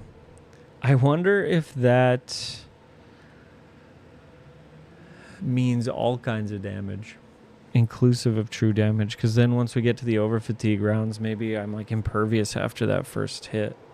Okay, he's gonna go 1, 2, and he's gonna 1, 2, 3. He can't hit me. Holy shit. Okay, now we are in over fatigue rounds, so I take 1 and take a hit. Now we're getting close. I should probably eat that mammoth pie now, actually. Yeah, I'm going to discard this item, then heal for 4. Any excess is bonus, which is awesome. So we go from 2 back to 5 with 1 bonus. Then we go 1, 2. Oh, sorry. recover, and we will attack that guy with both of our shield. We could kill him. If I rolled at least 1, 2, and a 1, we could kill him. I rolled a 2 and a 1, and he has no defense. Because we picked that lock. 1, 2, 3. Oh, but he has divert, which means he can only be knocked down to 1. He can only be killed if he starts the engage with 1. Okay, I'm going to take a light fatigue. And I'm going to target him with this. 2 damage. Okay, he's dead. We survived. We survived the fight. Awesome. Very, very cool. That was a great fight. We survived. Way to go. Everything gets exhausted.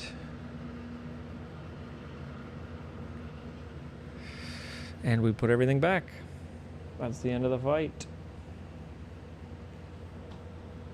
We survived our first clash. We found one of the poacher's animals. And we got 2 experience. 1, 2. Scary. But cool.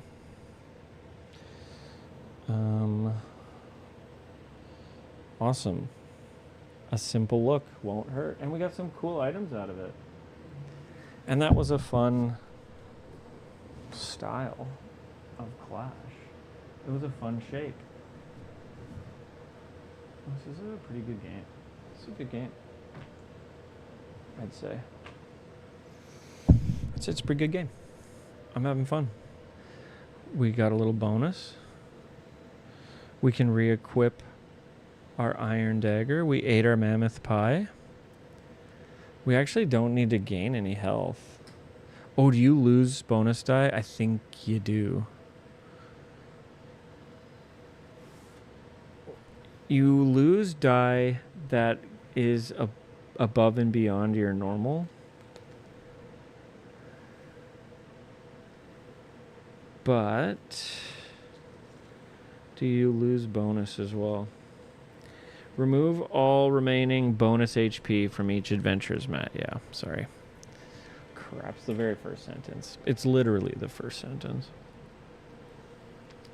Anything in your active slot gets exhausted? Yeah. Okay, but it's the end of day. It's the reward phase. We can spend our 2.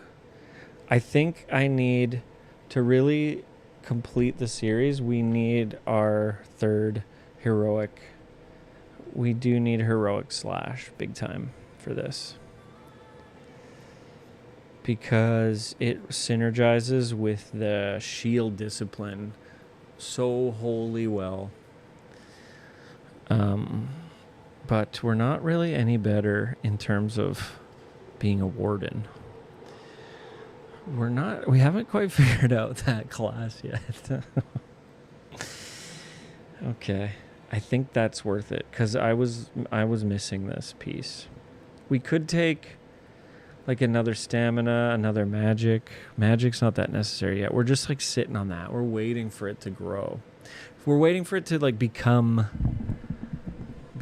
useful.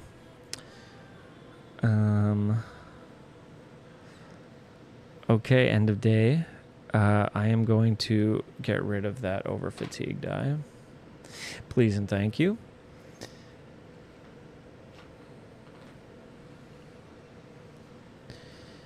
And do I have anything that functions? No. Okay, that heavy red tincture is going to be really good. It's going to be massive. We don't have any legendary items to discard just yet. Still, that's okay. Day 4. We have 2 days to try and get here. Let's check to see what the weather is. The weather is sunny today. Okay. So we can travel 3 spaces. 1, 2, 3. Do we push it and go to a... Let's take a light fatigue and move 4 spaces and go to this peaceful one. 1, 2, 3, 4. Yeah, that makes sense. I think that's our best bet. Con art hist. Okay. Did we do everything right for this? I think so. As you prepare to bed down for the night, you're approached by an exceptionally pale high elf with a milky eye. She is clutching a small bottle of liquid stopped up with a large cork, which she holds out to you. Are you in need of a bargaining chip in these blackest of marshes? I'm offering his sap at reduced rates. My supplier gets me samples at a discount, and I pass on the savings to fine adventurers like you. You weren't born yesterday. This his sap seems about as real as a treasure map to the eye of Argonia. However, even a fake can be valuable in the right hands. 2 options. Take the offer. Select one adventurer to keep this card as the following item, a counterfeit his sap. During a town encounter with a shop, you may discard this item for the party to make a social check. If successful, draw 2 legendary items. If unsuccessful, the adventurer must discard a legendary. Or, what do you look like? Some kind of sap? You graciously decline the offer but browse her other wares, and you choose one adventurer to draw 1 common item. Let's do that. I ain't in the business of selling fake drugs to people, okay? That's not Renly's way. So we're going to gain 1. I guess we'll do that after. We are going to choose 1 adventurer, me, and we're going to draw 1 of these.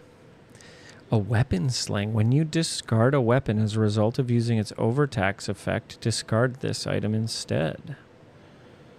Cool. Cool. Cool. Probably equip that. Enchant enemy bag. We gain an experience point, 5. I think I'm going to enchant the level 1 to 5 enemy bag. It's been glyphed. It's been glyphed of foulness.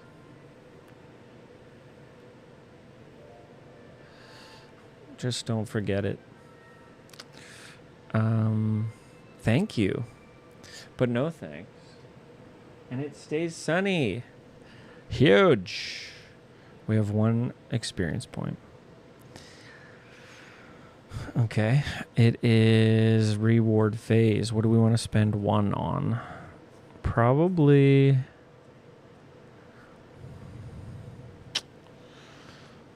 Well, most things cost 2.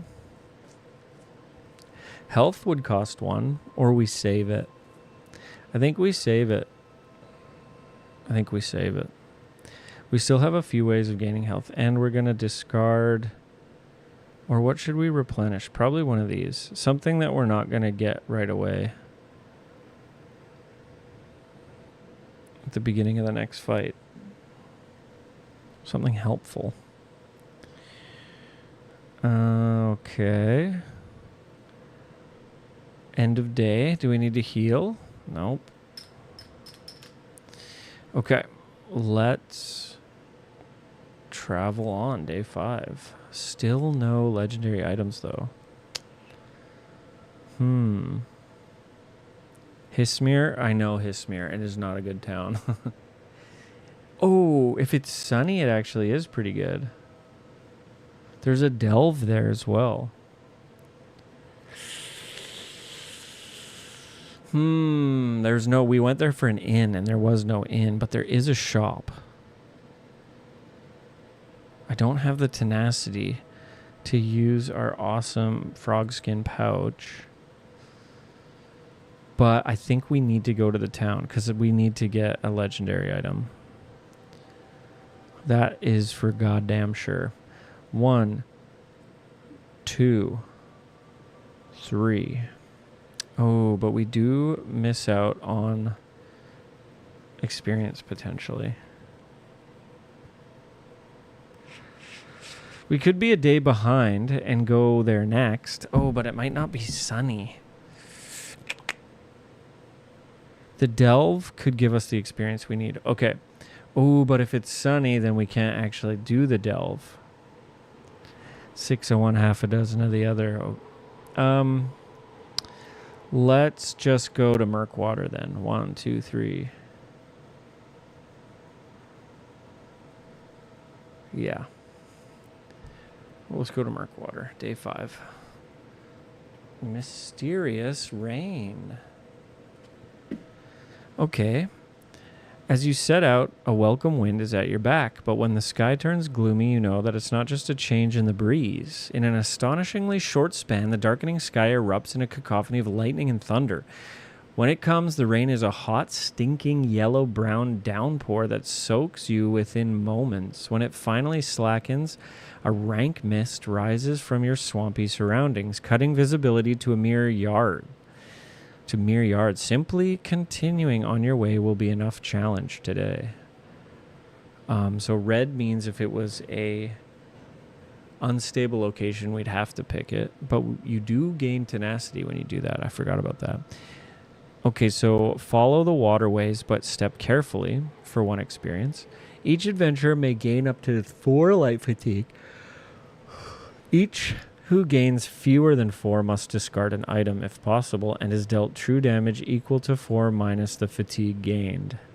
All adventurers skip today's adventurer's rest step. Unstable. Each adventurer must discard an item regardless of how much fatigue they gain. Or too risky, best to hunker down. Each adventurer must gain 2 light fatigue and exhaust 2 available skill dice. During your next overland phase, the party's base overland movement is reduced by 1, then discard this card. And it is flooding. Ooh.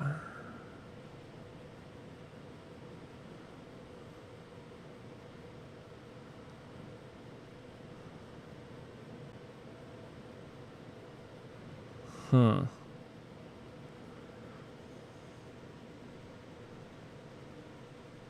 So we could take 4 light fatigue, skip the rest step, and just continue with our day. Or we kind of... Well, I mean, we could go to Hismir after. But there's no inn again. I don't want to start a delve with my freaking... fuck. I think we just... Too risky, hunker down. I think we get in 2 light fatigue. Don't risk the damage. Exhaust these 2. And then skip today's rest step. Yikes.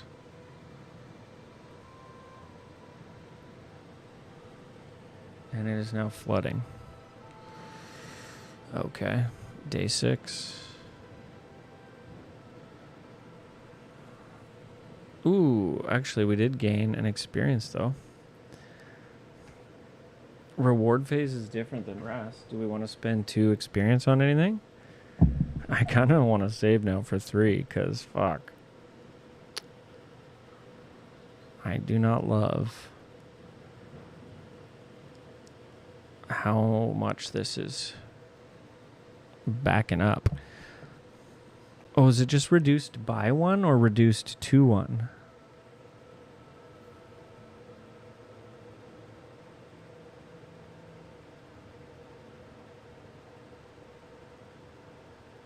It's reduced by 1 and it's flooding, so... Okay, so we can only move 1 safely. We could go to Hismir. It's not great when it's flooding. Or let's unstable and hope for the best. Let's do it. If it's a fight, that will be tough. That will be real tough. It's a fight. It's a fight. Shit. We're just a few short steps away from our home. Uncharted Zanmir. Argonian civilization in Black Marsh has thrived since long before most of Tamriel's recorded history. Generations ago, the ancestors of today's Sazliel built the mysterious Zanmir, massive steeped pyramids that rise among the fens. Cool. It's kind of like the jungles of Brazil. What is that called? The rainforest? No, there's a name for it. It's not just a rainforest, is it? Is it just the rainforest? No. What the hell's the jungle in Brazil called? The big one. The Amazon. Argonian civilization in Black Marsh has thrived since long before most of Tamriel's recorded history. Generations ago, the ancestors of today's Azliel built the mysterious Zanmir, massive steep pyramids that rise among the fens. There are many unknown, half-sunken Zanmir, and you have come upon just such a structure. The area around the site seems relatively undisturbed, and you sense an opportunity. A reliable chart of an untouched Zanmir would fetch a high price, provided the cartographer could find their way back out of the temple's submerged and winding halls. That sounds like a delve. Fuck. Okay, so who knows what secrets lie beneath the bog? If the weather is rainy or flooding, each adventurer gains a light fatigue when a delve tile is revealed. If the encounter is successful, select one adventurer to keep this card as the following item: Zanmir Chart. During a town encounter, you may discard this item to promote your class to master or to take an additional town action. Or let some other fools take the risk. Each adventurer gains 2 light fatigue and then exhausts an available skill die. If the weather is rainy or flooding, each adventurer gains 2 over fatigue as well. I'm getting screwed up.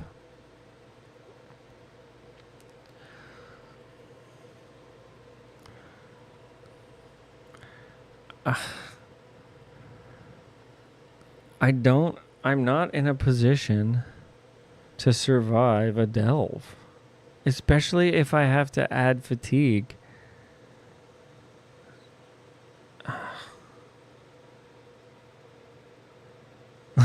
This game is so cool, but I'm like too weak to explore it all.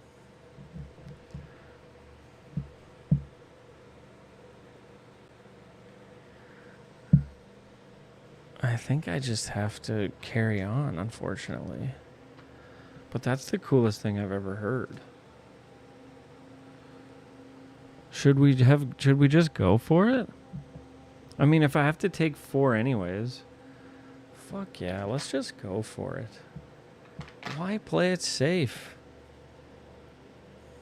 Why? That ain't my speed. We're delving.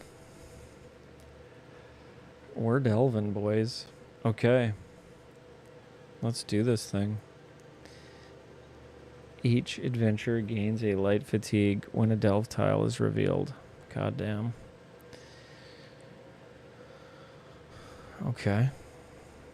Well, I'm starting there. Round 1.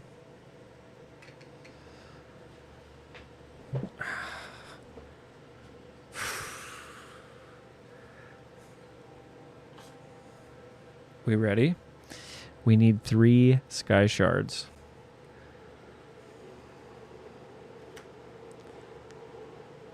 And we're going to chart this Zanmir. It's going to be freaking awesome. The Darkened Hall. That sucks.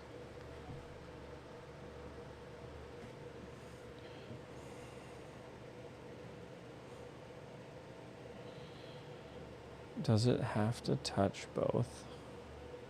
Is that the rule? So that actually is really thematically cool.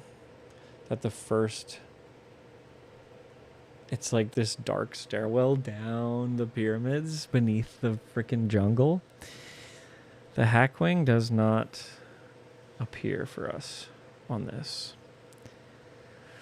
Okay. When revealed, do not deploy enemies. Dim lighting. The first time an adventurer moves onto this tile, deploy enemies. I guess at the start of my turn, I actually recuperated a little bit. And then, because I'm standing on an exploration hex, I can explore that.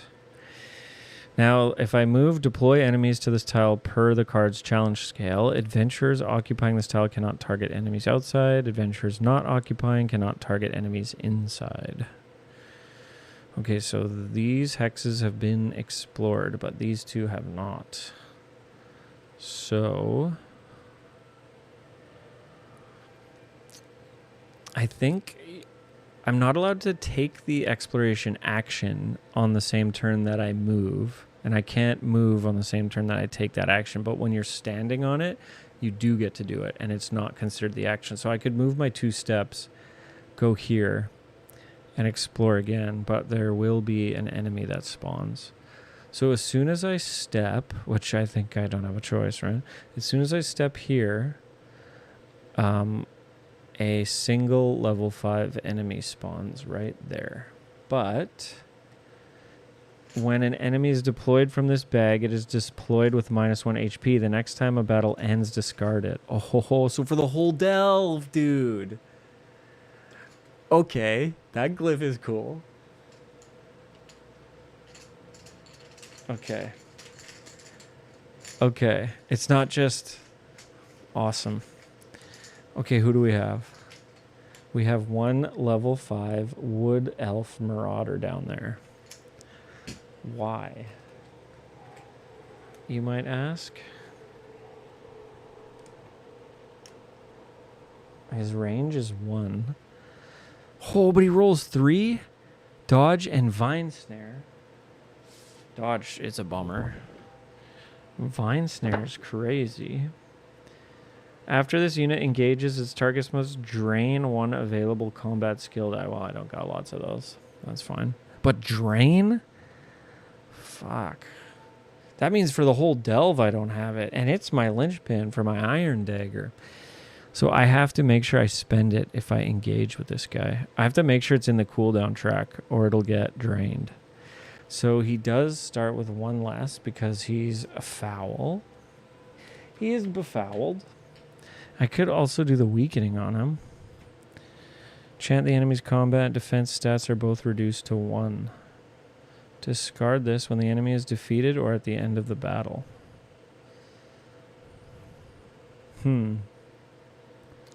So finish my exploration. I'll go there. And I'll do 1 more. We will do 1 more. Hopefully it's not a trap. It's a trap. Treasure cache. When revealed, after deploying enemies, place a cache in each unoccupied hex on this tile. Unoccupied.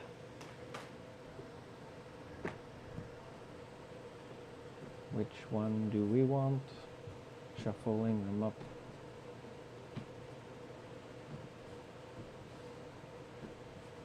This one. Ah. Rats. Okay.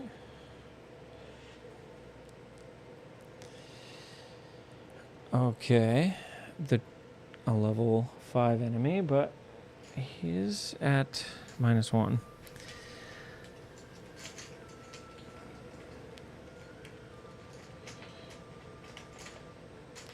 Discard all items in the ready slots if I don't pass that. Oh my god. A Brett Marauder, but he's one of us. Steal? What the hell does that mean? I think I just have to... I think I might just run away. 5. What does steal mean? When this unit deals damage. When this unit determines a target, roll a d6. If the result is greater than or equal to the target's HP, that target discards a non-food item from a ready slot. Discards it. Wow, that sucks. If the d6 is more than? Or greater than or equal to. Well, I have 5. I mean, that gives me, what, a 66% chance? That's not high enough. That's not a high enough chance. If unsuccessful, discard all the items in your ready slots and all caches on this tile. Holy shit.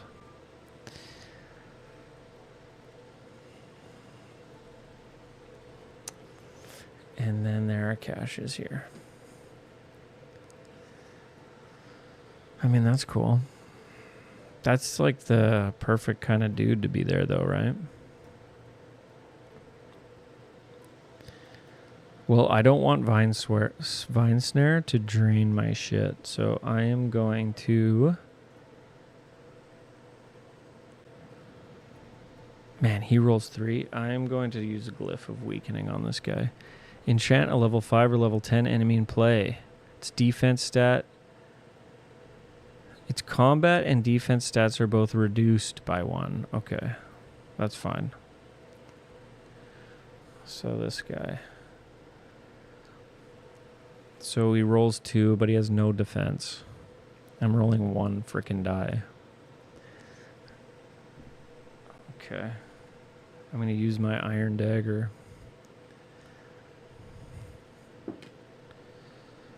One. Amazing.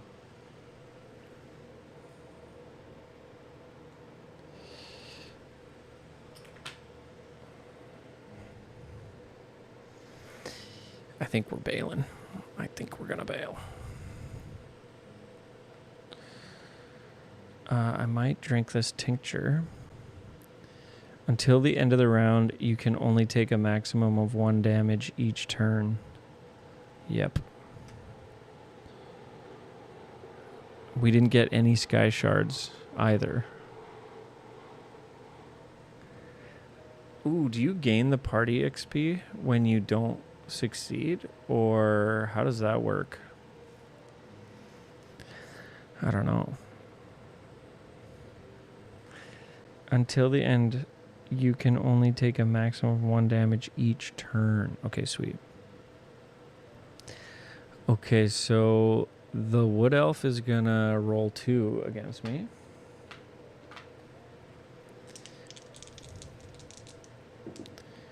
He rolled a 2 and a 1 for 3 damage. Whoa, there's a fly. 3 damage, but it got reduced down to 1. And then this guy is going to go 1. And he is going to roll a d6. And if he rolls high, he's going to make me what? Throw away something? He rolled a 1. Thank God. And now he rolls 2 against me here.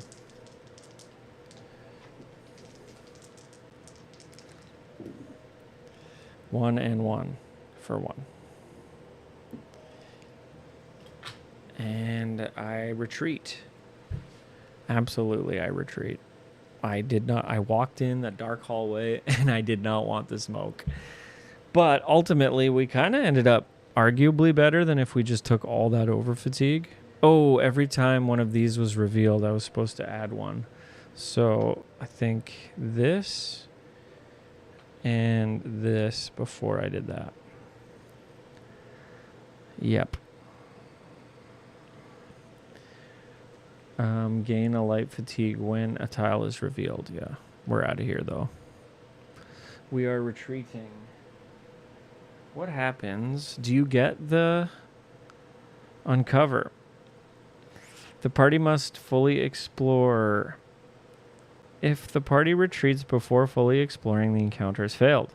Unlike other objectives, though, the party gains XP from each sky shard it acquired, so long as the entire party is not defeated, in which case no XP is gained. This is true even if the party retreats before it has gained all required. Okay, but what about the unstable?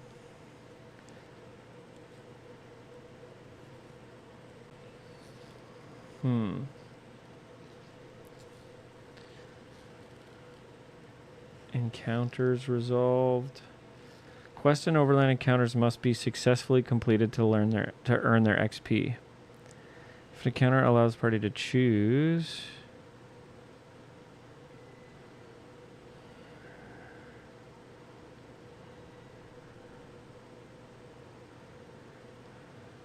Okay, so you don't get it. I would have got XP from the sky shards. But that's okay. We got out of there alive. We did expend some stuff, but those guys were fixing to, like, steal all of our things. And we were way too tired to get in there and start cracking skulls. Probably wasn't worth spending the glyph. But I was excited to. And that was fun. Glyph of weakening as well. That's okay. We're going through our items. What can you do? What can you say? Got a little... We're just getting a little tired.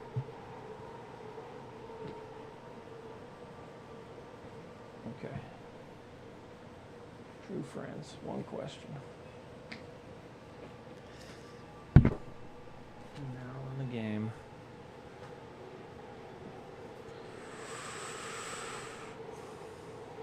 Okay.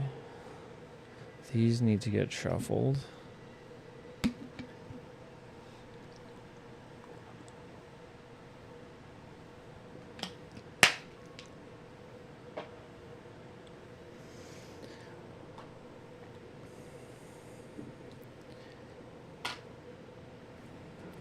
We got to test out our build a little.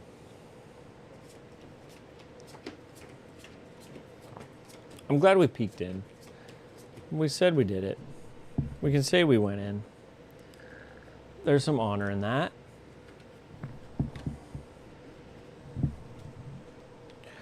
Methinks. There's some honor there.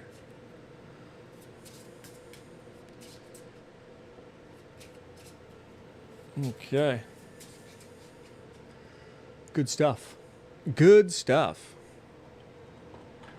Good stuff.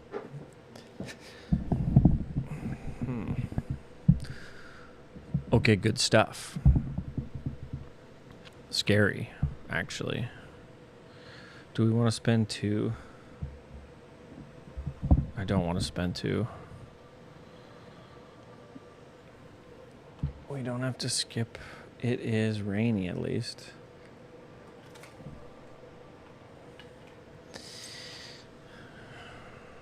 I mean, give me one of these back. It's going to be a million years before we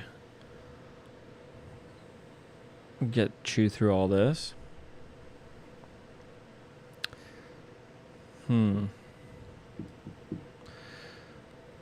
It is day 7 now. It's been a week. We've been out here a week. I think we have to just go there. The mire. Let's check it out. 1, 2. That was where we wanted to go.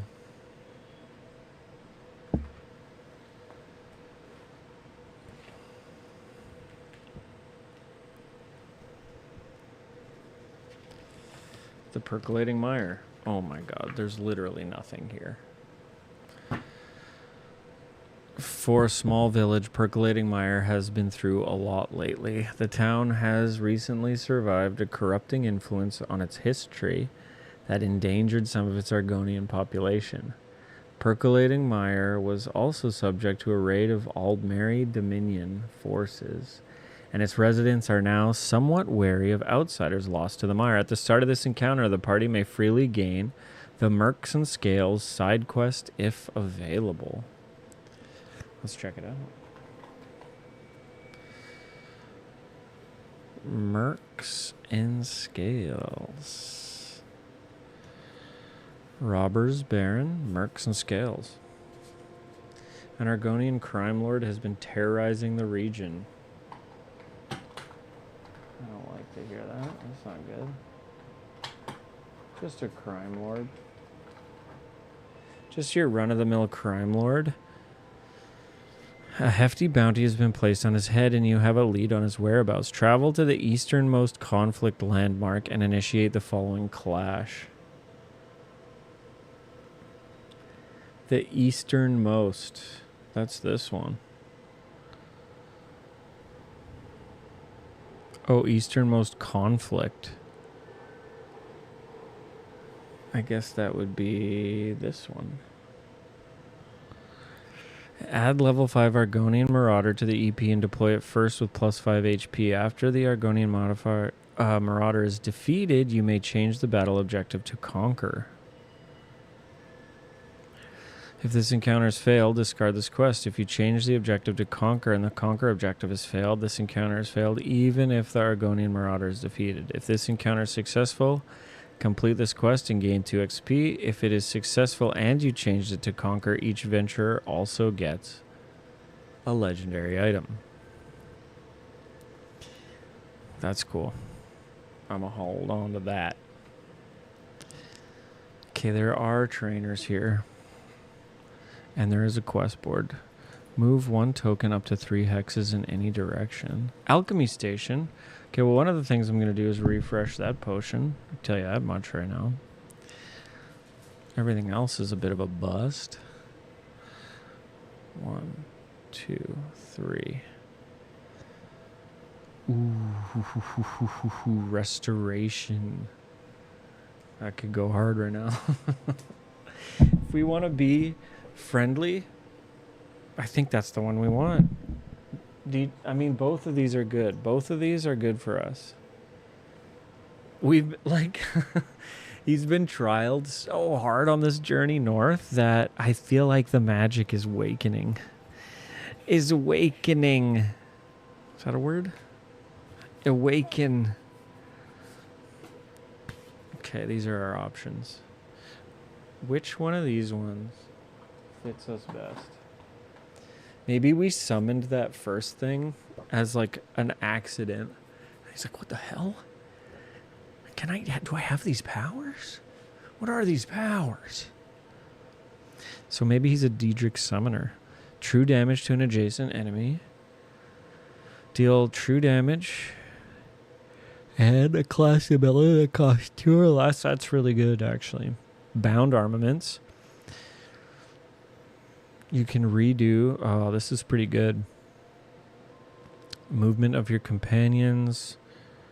Change the result of your rolled dice. Summon. Whoa, you can summon some nasty stuff.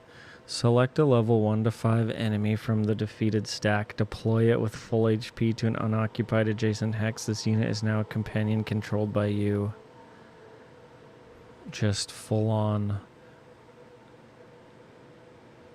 necromancy. That's a little too magic for our boy here. Master ritual. After an adventurer is defeated, including yourself, you may immediately drain this die and set that adventurer's HP to 5. Wow. I mean, as a single player, that's pretty good. After resolving your recovery step, you may drain this die. Your turn immediately ends. For the rest of the round, you cannot lose HP or gain status dice. Heal all adventurers to their full HP. Okay. Heal each adventurer to full. Set your HP to 1. Heal a different party member of your choice to their full. Take up to 3 HP and redistribute them. Honor the dead.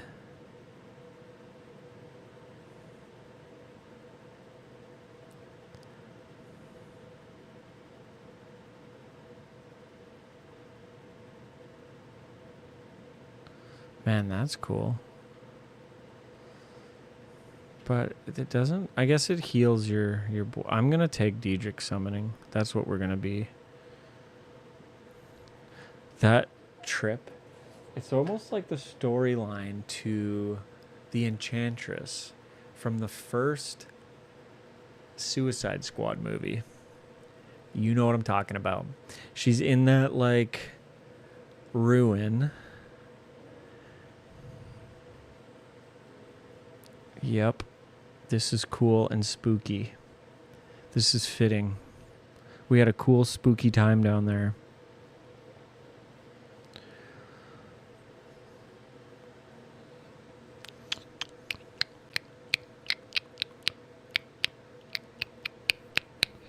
Do we want to commit this to be our like number 1 magic ability? Yeah. Yeah, we do.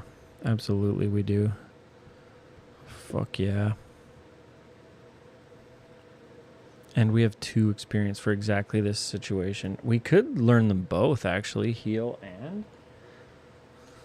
Okay. No. I just put them in the wrong goddamn bag. Oh, God. Wow, they were easy to find. All my lights have, like, brought all the summer bugs inside.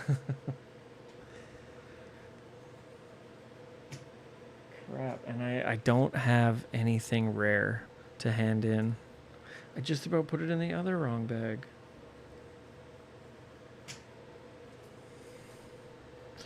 Okay. This is who we are. There's a thematic reason for having this turn to the dark side here. And then we have one more action to take. Oh, no, because we filled that. Perfect. That was cool. We got a side quest. Maybe we should hunt that guy down. Let's just double check what we were meant to be doing. We were meant to be doing Undaunted. This is supposed to be easy. Or percolating mire and complete a town encounter recommended. During this town encounter, you must take a group action to discard. Maybe I mean, it's day 7, but maybe we can still do it. We just have to go let's go to Alton Cormont. So what's the weather?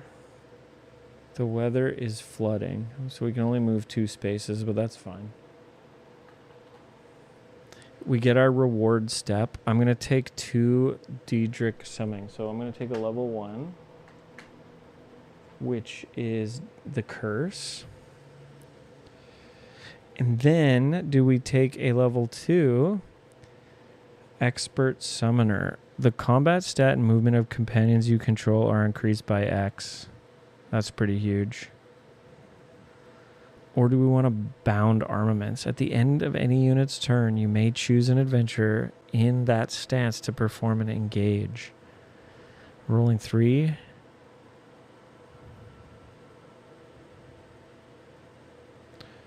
Oh, 2 available skill dice. If those dice would be exhausted, they are recovered instead, then exhaust this dice. Wow. Oh, it doesn't quite work with what we're rolling, because ours don't exhaust, they go into active slots. But I think we want...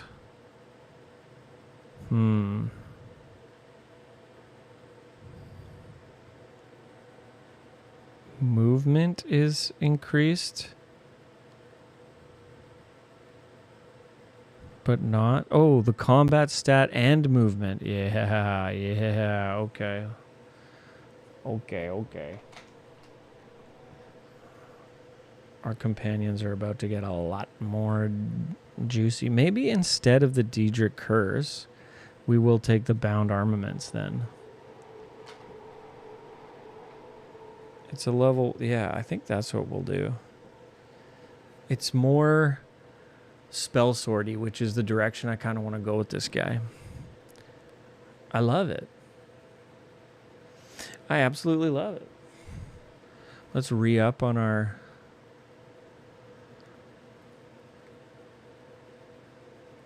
Oblivion music.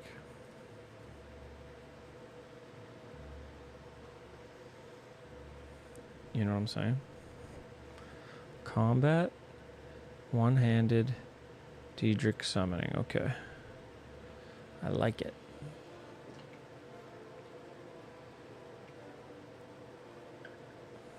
One, 2. Massive.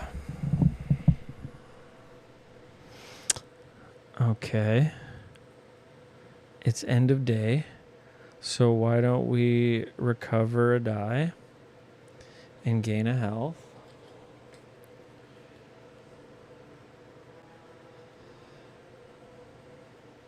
And then Proceed to day 8. So remember, we have to get to Stormhold by day 12. Day 8, it's flooding 1-2. We're in Alton Coromont. We're gonna get a rare item here, I swear. Alton Coromont. Here we go. A port town on the interior waterways of Black Marsh, Alton Coromont is known for its distinctive landmark, a beached sailing vessel that serves a variety of social and business functions for the city's residents. The town is run by Captain One-Eye, an Argonian pirate on the lookout for the next payday. Open contracts. As a free town action, an adventurer may discard an active side quest to gain one item from the shop. Oh, that's good to know. Ooh, maybe we, like, get rid of that one. So there are 3 trainers. Oh, and there's an inn. Absolutely. Discard an item to train. Oh, cool. We can train stealth type skill line. Okay, 1, 2, 3. 1, 2. Wow, they're both like 3. I don't want any of these, but that's okay. They're very pirate. They're very piratey. The lock-picking one, very cool. Let's do our items. 1, 2. A companion. That's my jam. A pet. 3 and 3 is good. 1, 2, 3. Okay. Should we take our guild kiosk? These are kind of boring. When you draw a delve card, you may choose to place 1 HP chip to discard the delve card and draw a new one. Once there are 3 HP chips on this, discard it. Yep, I am cashing in this Mercs and Scales.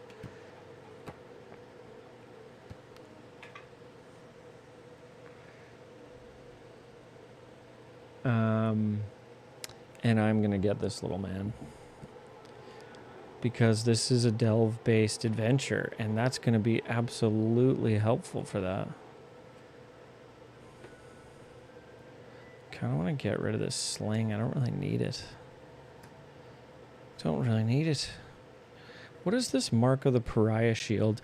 You may roll combat skill dice this engage as if you were in defense. Ooh, it's a magic-based shield. You may set all rolled combat skill die to the side of your choice. Jeez. When an adventurer would discard a food, move it to their pack instead. Amazing. Refresh 1 in one adventurer's inventory. Wow. Expend to heal for 3 HP. And this is Enchant the Adventurer. The adventurer cannot be targeted. When the enchanted adventurer deals damage, discard this. Wow. Well, I need to... Do you think I could do this now?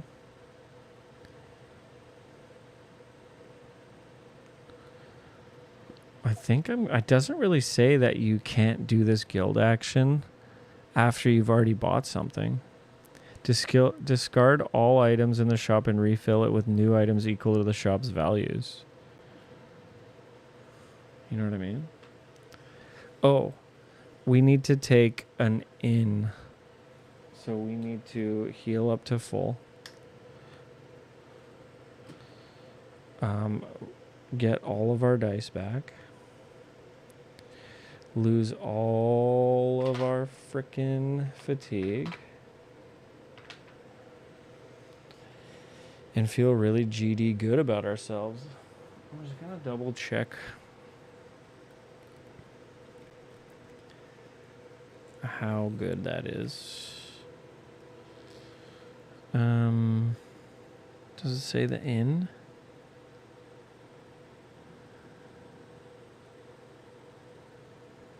Check the town, reveal the trainer. Wow. How come the inn isn't listed? Town effect. Personal, group. Inn. When an adventurer uses an inn, heal to max. Remove all light fatigue, over fatigue, and status die. And must recover all exhausted and drained skills. Yeah. It is thoroughly good. Oh my god, look on the page. It's the pet we just got. The appleback salamander. He's going to help us in the delve.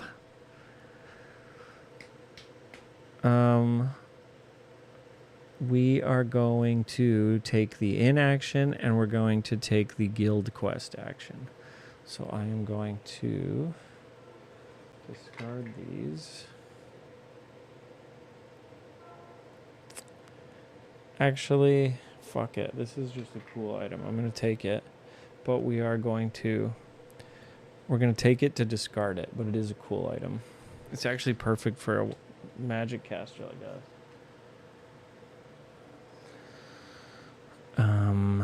But that's the end of that day. Nothing to reward. No need to rest. We check the weather. It is rainy, at least. It's not flooding anymore. And we will continue on to day 9. We will travel down here. Ooh, are we running out of days? We're going to do another town action. I know this has been a little, like, wishy-washy. But we're going to go here.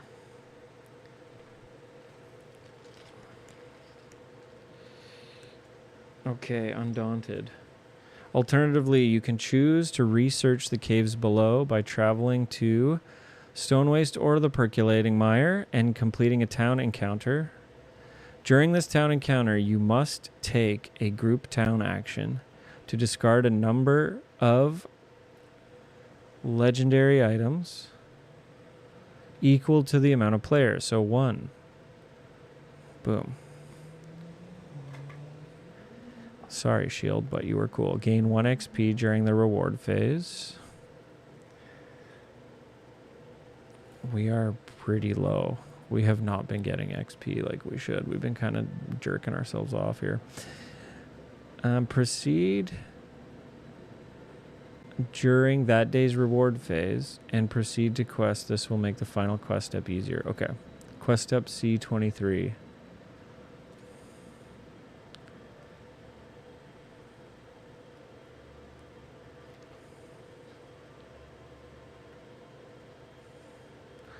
Curators of Chaos. The elderly Argonian woman you track down is happy for the company. Not many people are in the market for tales of the past these days.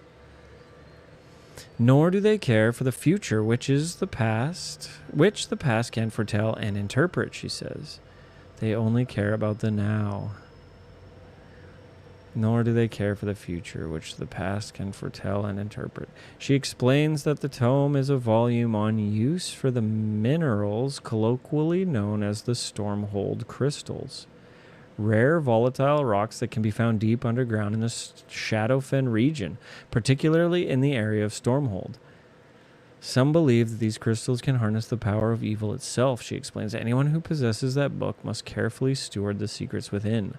Before you go, she provides you with some old map fragments that help make sense of the area's labyrinthian tunnels. She also gives you a word of warning. Some gray-robed folks were here only a few days ago asking around about the codex themselves, she says. I didn't tell them much. They seemed a bad sort, but if you want the book, you'd better be ready to fight for it. Quest objective. Travel to Stormhold and proceed to quest step D24 for that day's encounter. Recommended by day 12. Initiates a delve and the end of the quest. Okay. Oh, wowza. Oh, wowie. That's cool. Well, that was one of our actions. We get one more action, right? We are in the Pine Percolating Mire Alchemy Station. There are trainers here, at least. 1, 2, 3. It's good to note that we can move banners from this place. 1, 2, 3. There it is. That's the one we want. Illusion, baby. That's the one I've been wanting to explore. And it's amazing, and that's what we're going to take. We're actually going to learn that right now. Yep. That's going to go there. And that's the build.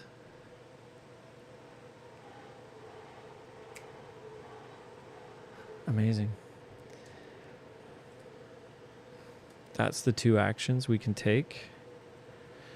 It's the reward phase. We're going to spend the 1 to gain a level 1 illusion magic spell. I love this shit. We are Trixie. Okay. Illusion magic. So there's only one level 1. And there's 2 of them. Oh, that's level 4. This one's great. It can summon a little silly ghost to distract people. Yeah. Yep. Me likey. Okay.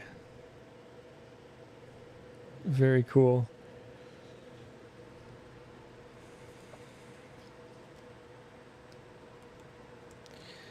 Sorry, what were we? C23?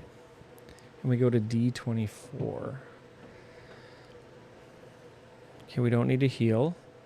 We're going to check the weather. Oh, it stays rainy. We're going to move to day 10, and we're going to travel 2 spaces. 1, 2. We're going to go to the Forsaken Hamlet and have a peaceful encounter.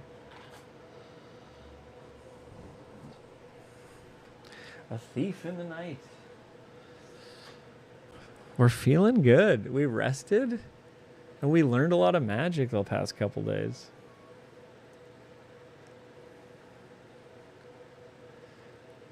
I'm having a good time. Oh, actually, instead of going peaceful, let's go there and initiate a clash maybe for this. Now that we're all revved up, you know?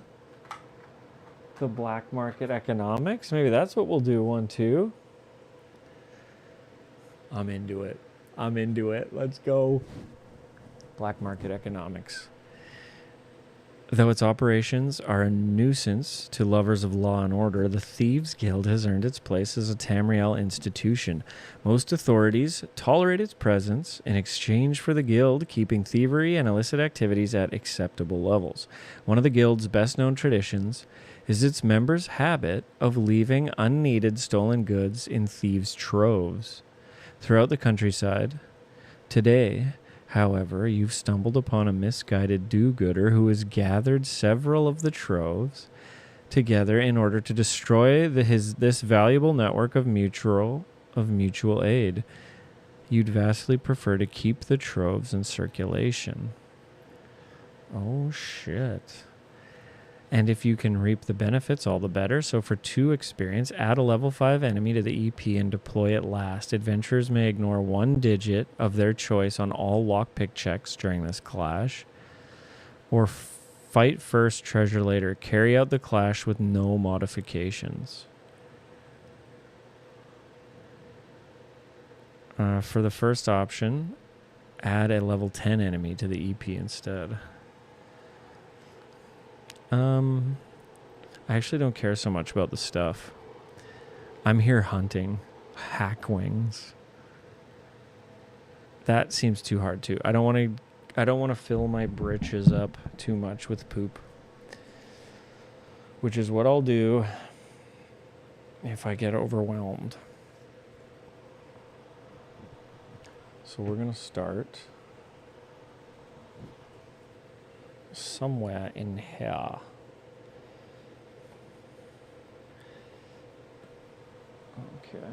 Okay. True. And this is going to fit like this. Okay. Making space. Okay. The SkyTrain's still moving, so we're not up too late. Okay. Let's deploy. So the I did increase that, right? After we got experience for handing in the thing, I did make it 7, yeah. So the EP is 7. So we need 3 enemies. 4. Because of the hackwing, the elusive. Okay. So first there's a level 5 enemy who spawns right here. The Dark Elf Marauder. That's like all that we ever spawn is that loser. Okay. And then we get a level 1 Redguard Bandit. Oh, steel. Fuck. I can't afford to have this stuff stolen, to be honest. And a Mud Crab. Love it. Then the Hackwing. Oh, and just me. I need tenacity so bad. Okay, I'm not going to equip that. Don't want to lose them. I really don't want to lose that Iron Dagger either. Holy shit. Okay, let's do everyone's health. Disrupt and Divert is brutal. With a range of 4, it's very brutal. This is too much for one guy to fight. I think the game thinks...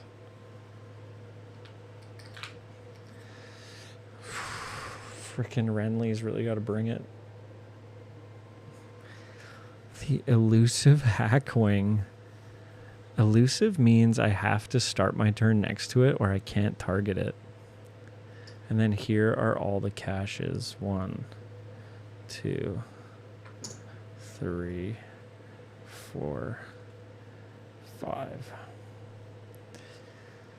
There's a lot. Should I let them come to me maybe? How many of them have range? Only the Dark Elf. Do I have any range? No. Just my summons. Well, I don't really want them... I don't want them running around me. Stalwart sucks. If I just run in, that's what I was doing before and I was getting absolutely beat up. It was not good.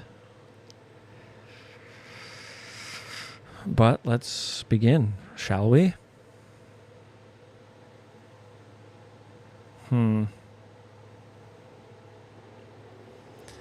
I think I have to just run in.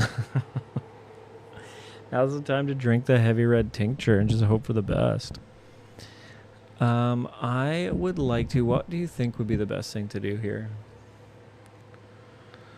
The Hackwing. It's funny seeing these line up and then the Hackwing there's like, that's the thing. That's the thing I needed. Stalwart. Steel. Elusive. The unit cannot lose more than 1 HP in a single turn. Brutal. This unit prevents all damage dealt by units that were not adjacent to it at the start of the current turn. Oh, so you can target it, but you just can't damage it. It prevents all damage. Oh, but you can hit it with statuses and stuff, right? It's just hard to hit from a distance. From a distance. I put it on my last name. Okay.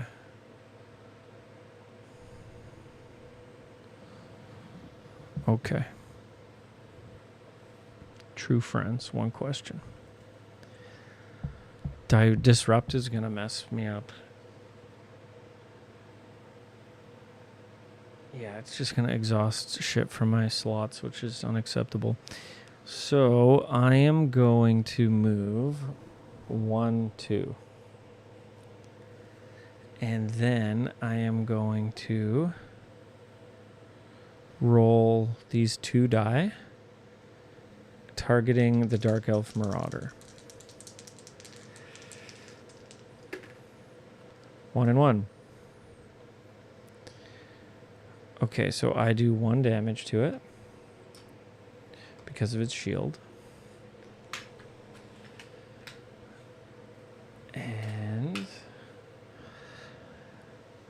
And then we take a light fatigue.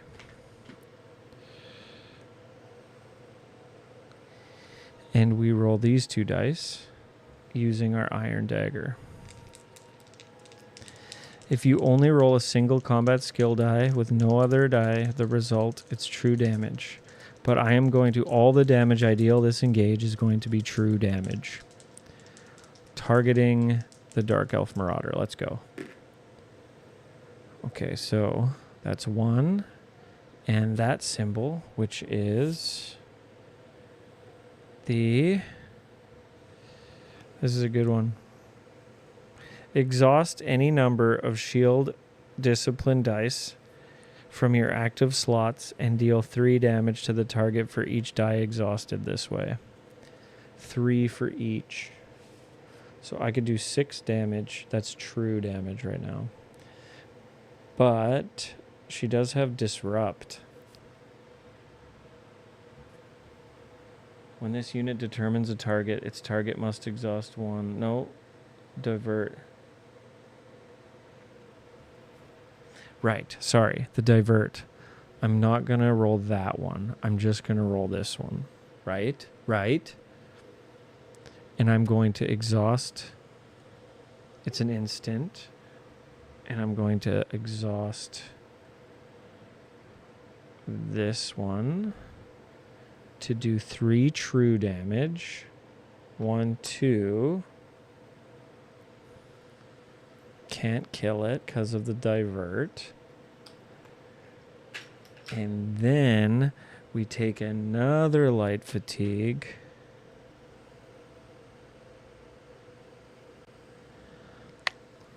It's not worth it.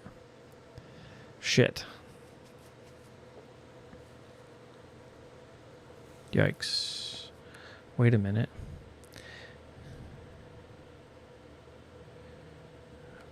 I will take that light fatigue, put myself in magic stance, and I'm going to roll these 3 dice.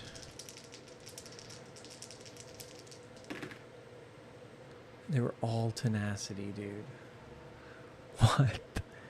What?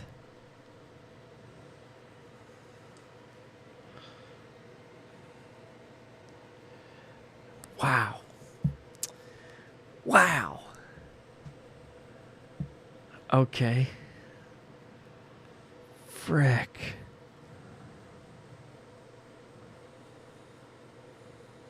I think that divert has totally screwed me. Okay, I'm going to spend 1 to summon my little dude.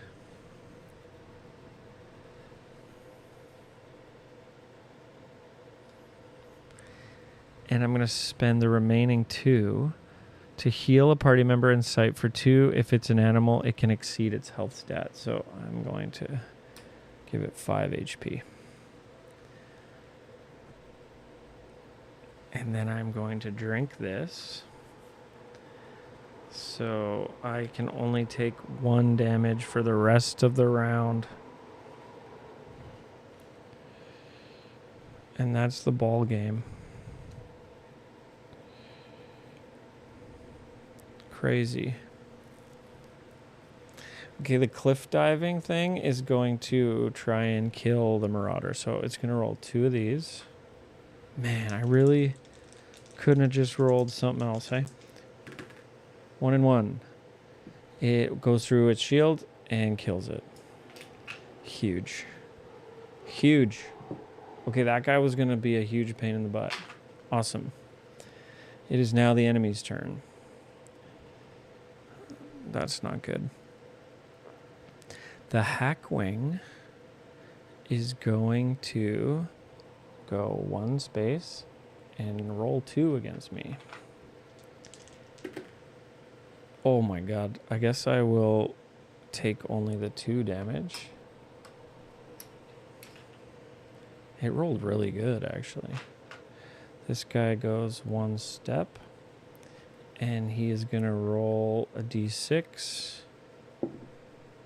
5, but I have nothing in my readied slots.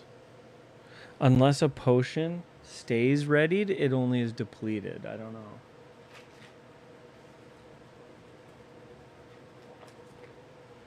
It's a good point, though, because I might just lose it. 28. Potions.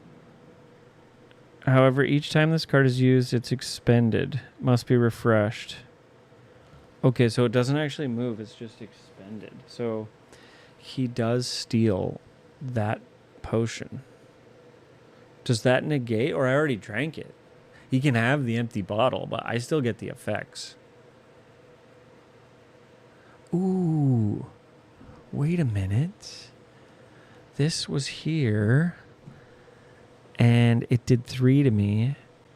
And I can only take 1 damage because of this potion. So when I ate that, I should have taken no damage. I should be at 5. And then this guy stole it.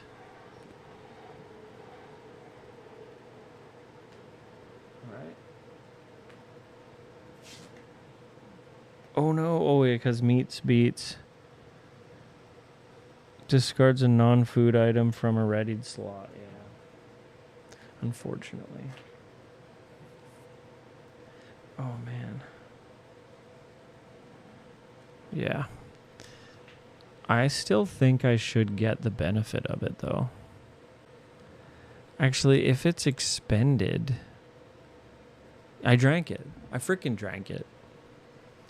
And now he's going to try and hit me, but he ain't allowed.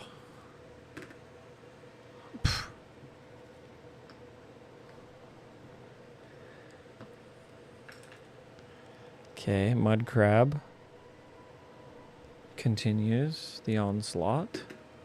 Misses against my Diving Cliff Racer, and it is now round 2.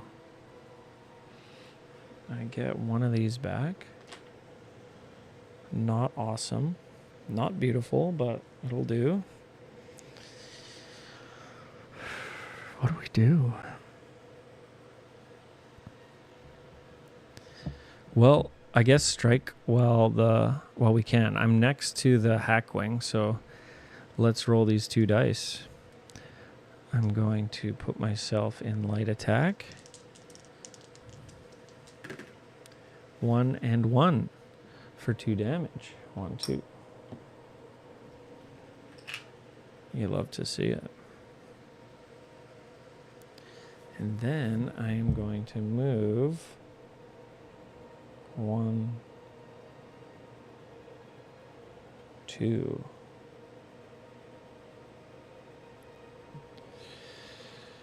And now the Diving Cliff Racer. Do I have to pass or can I kill it?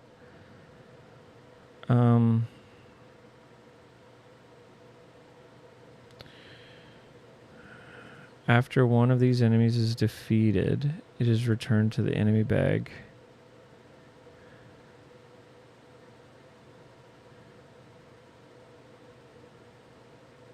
Yeah, let's kill that thing. Because we can kill it and then flee.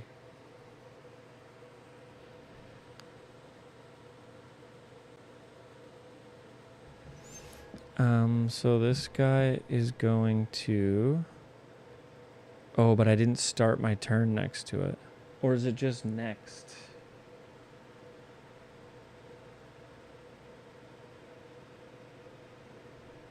Nope. Can't be done. Okay, then let's just keep... Let's go here.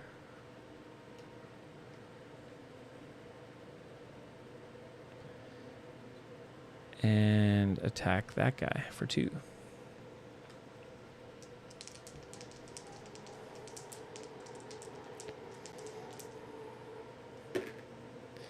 1 and 1.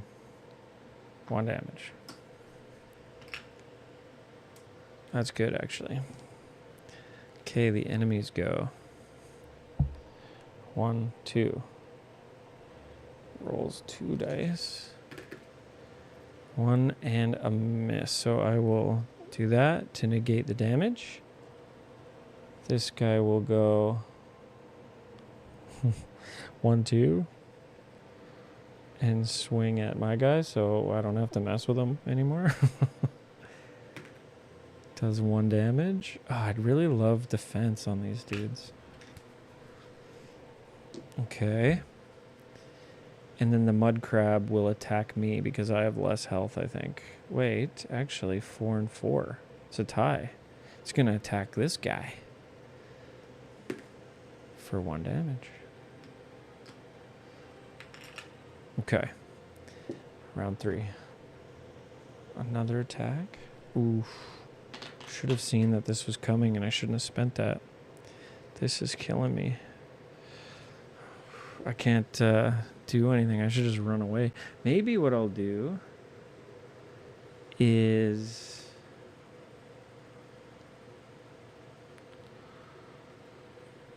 I can't even...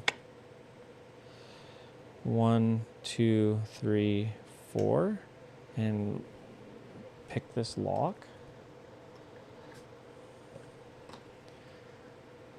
What do you say? 3, 1, 5. 1. Ooh. If I take 2 light fatigue, I can do it right now. But that was the first roll. Let's keep going. Same thing.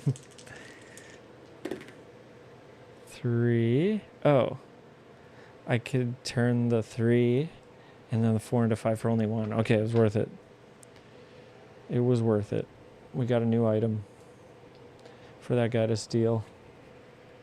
Glyph of stamina recovery. That actually could be big. Enchant a round counter. After adventurers take fatigue damage during the start of a fatigue round, set the round counter to 4. The next time the battle ends, discard this. Sweet. That could be really good. Could save the day. Okay. This guy is going to engage the stalwart mud crab because it's really hard to kill. 1 and 1. 1 damage. And then it's going to go 1, 2.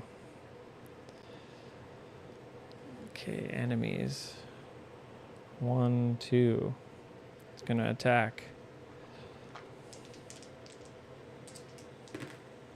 So it does 1, but it also missed with 1, so the dodge negates, which is really good. Then the Red Guard Bandit does 1 damage. Fuck. Okay. And then the mud crab goes 1, 2. And does 1 damage. Oh no. Okay, but this is like at least a fine fight. Like there's not a lot of crazy statuses that are like draining us or anything like that. So it's actually going fairly well. 4. Get my 2. Those are good.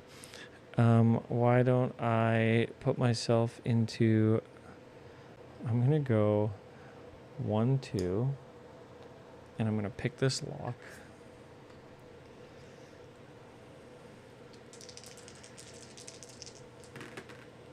One, 5, 3. Okay, well the 5s are good. 6, 4, 5, 2, 5, 2. Oh, I could take the light fatigue and make that a 5.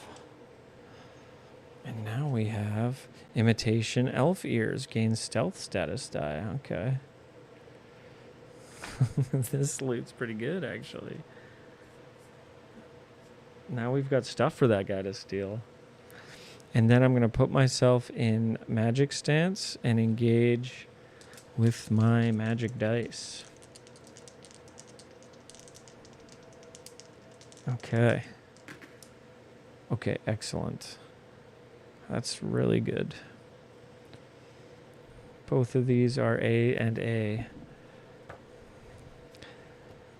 Okay, so what's really awesome about that is for the expert summoner, the combat stat and movement of companions you control are now increased by X. After one of these companions engages, reduce this die by 1. If the die would be 0, exhaust it. At the end of any unit's turn, you may choose an adventure in one of the battle stances to perform an engage, rolling 2 of their available skill dice. If those dice would be exhausted, they are recovered instead, then exhaust this die. Oh, wait, why did I pick that one? Oh, it could be either or. Right, sorry. Because none of my shit exhausts.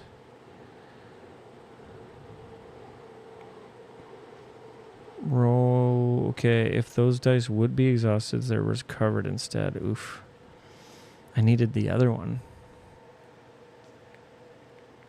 It might be useful for, I guess, this one. That one's exhausted. Yeah, we'll make it work.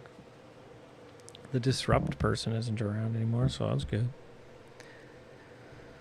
Okay, that's not a bad round. That's not a bad turn. We got the cash.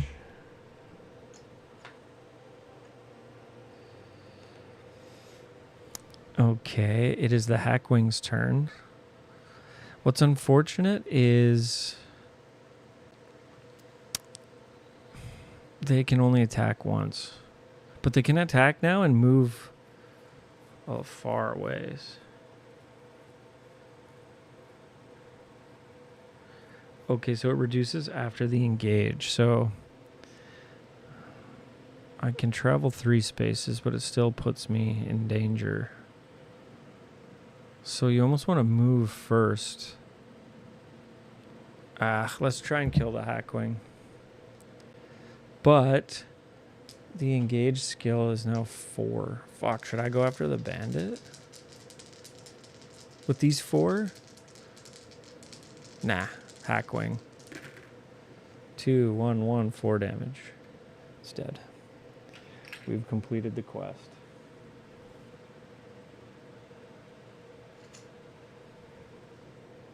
This goes down to 1. And then this thing moves 3 spaces away. 1, 2, 3. 3. And then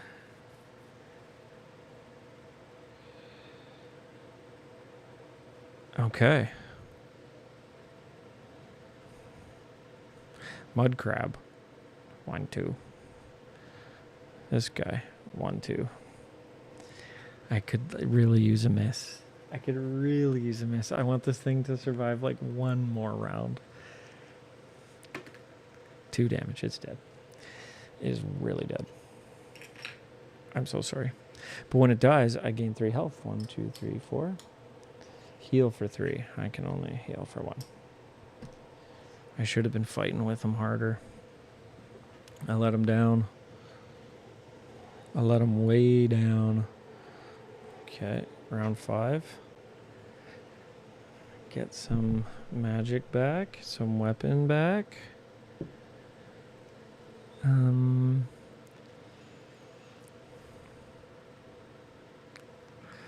I guess what we'll do is go 1, 2, and we'll engage in magic.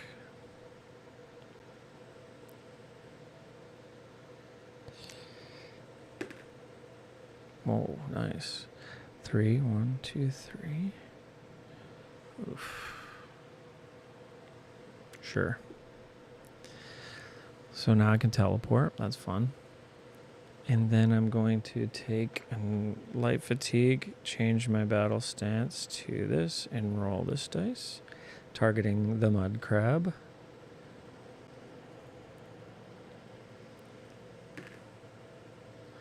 One, it bounces off its armor. It's a bit of a bummer.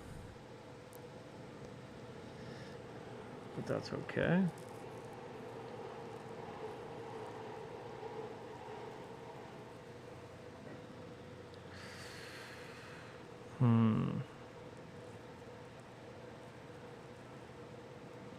That'll be my turn. I guess the red guard could go. Oh, the mud crab's right here. He's going to snap at me. He targets me. I go over here.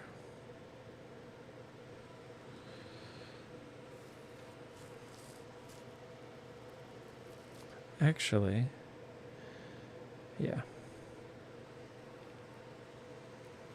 Wait a minute. Why don't we let this guy go first? He targets me, and I disappear.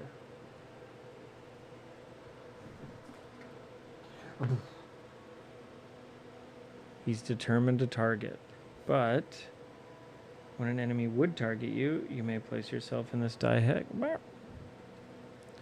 So he moved, he targeted me, he can't, and now he's screwed. And then the mud crab goes like burp and attacks me for 1. Oh, I'm going to take both. 1, 2.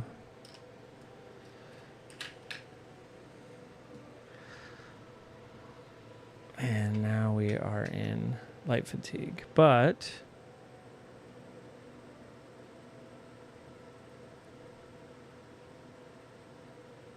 the glyph of this. Enchant the round counter. After adventurers take fatigue damage during the start of a fatigue round. I guess we can do that next. So boom. A true damage.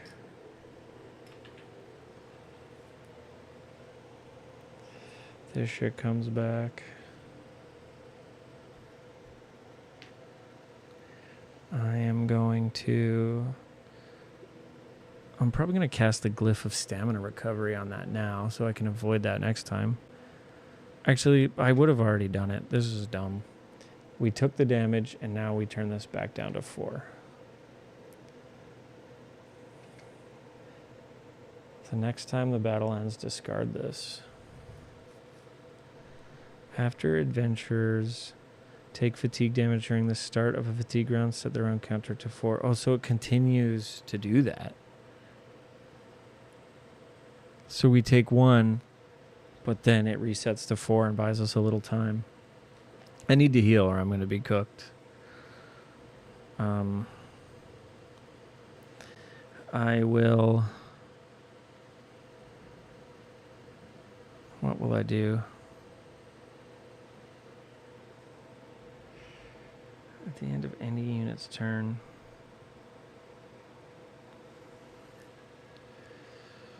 Okay, well, I'm going to attack the mud crab with these 2 dice.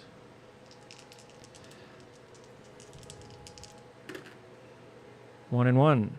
That's enough to break through. The mud crab is dead.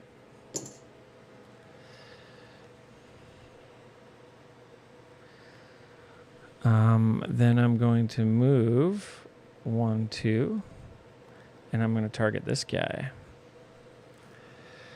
So I'm going to take a fatigue, and I'll roll this one. Actually, I guess I'll end my turn there. But then, at the end of any unit's turn, I'm going to choose an adventurer, who's in a battle stance, rolling 2 of their available skill dice.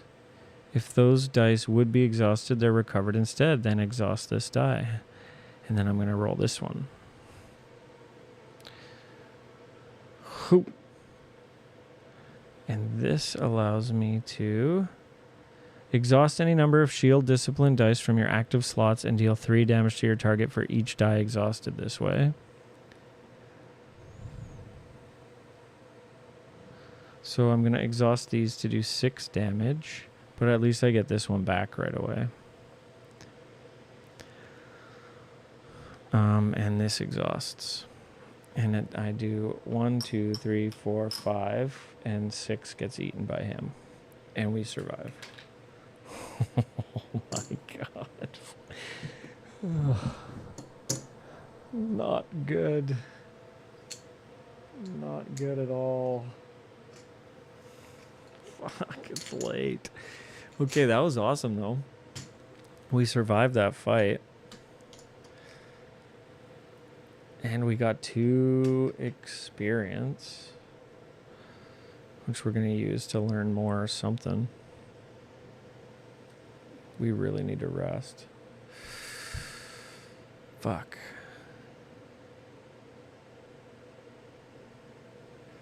We almost have to go back to Alton Coromont for day 11 to rest, and then we'll go up. It sucks to do it that way. It's a little lame, but that's okay. Worth it. Okay. Big. That was big time. And this here. Okay, once both enemies on this card have been defeated, complete this quest during that day's rest phase. Okay, this quest is completed. Gain 1 XP to 10. 3. Okay.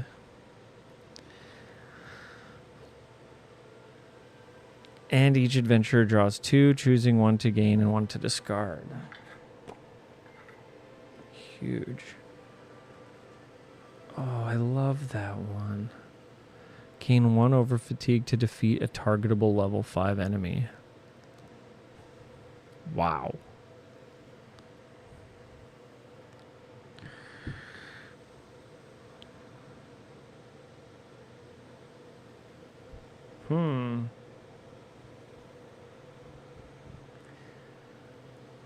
This one is just so nice.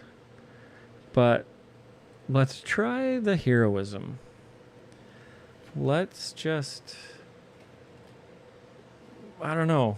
Let's try something different. Being able to just outright kill, it's kind of nasty. Kind of nasty.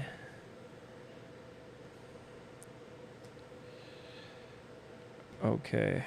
We didn't get the summoning online until a bit late, but that guy kicked ass. Okay, we did a side quest as well. That was a good way to boost up our experience pretty good. I'm going to heal for 1. Now that it's the end of day. I'm going to get rid of that over fatigue. I'm going to check the freaking... Oh, it's sunny.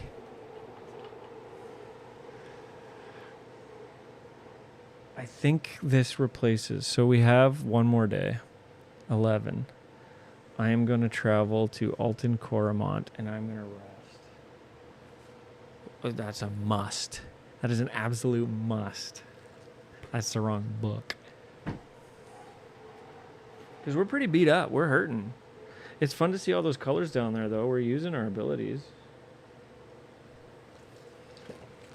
They're kind of working together. That one is a bit cumbersome, I guess. Especially when you're kind of alone. Alton Coromont, as I live and breathe. We are going to populate the shop. This is discarded.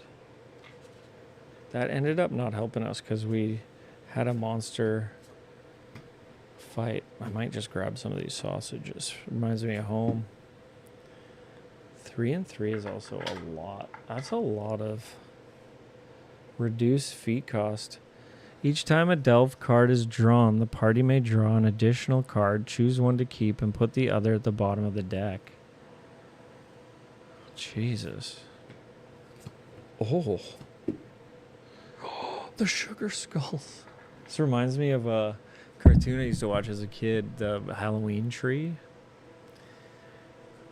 We have trainers. quest boards. I mean, we don't really have time for quests now. 1, 2, 3. We don't want to learn anything, so I'm just going to put them right back. Discard this item. The adventurers may gain a collective total of 6 bonus HP. Trigger an adventurer's race ability as if it were your own. This item may be used at any time corresponding to the race ability you choose to activate. This does not count as using your race ability for this battle. After an enemy engages you, you gain 1 tenacity. That's a must get. That's a have to get. And then this. Enchant the Delve deck. Each time a Delve card is drawn, the party may draw an additional card, choose one to keep, and put the other at the bottom of the deck. The next time a Delve encounter ends, discard this. That would go so good with the Salamander. Enchant each time party draws an additional, choose one to keep, and put the other at the bottom. Oh my god. I can't. I need to. I don't have the tenacity. This thing would have been perfect. I need those both. Tenacity's everything. Making a delve easier is... Okay, fuck it. Who cares? We're taking this, though. It fits our kind of evil... We're like skewing evil, though. The summoning and the creepy House Hexos Cuirass. Remove 1 HP from each adjacent enemy and place them under your adventure. May exceed health stat. And you just like slurp juice. Slurp juice. Slurp juice. Doom doo doom doom doo doom doom. Slurp juice. She's my best friend. Okay. Now we're mucking. Now we're ready to muck about. So these are discarded, and we are going to rest. Because unfortunately,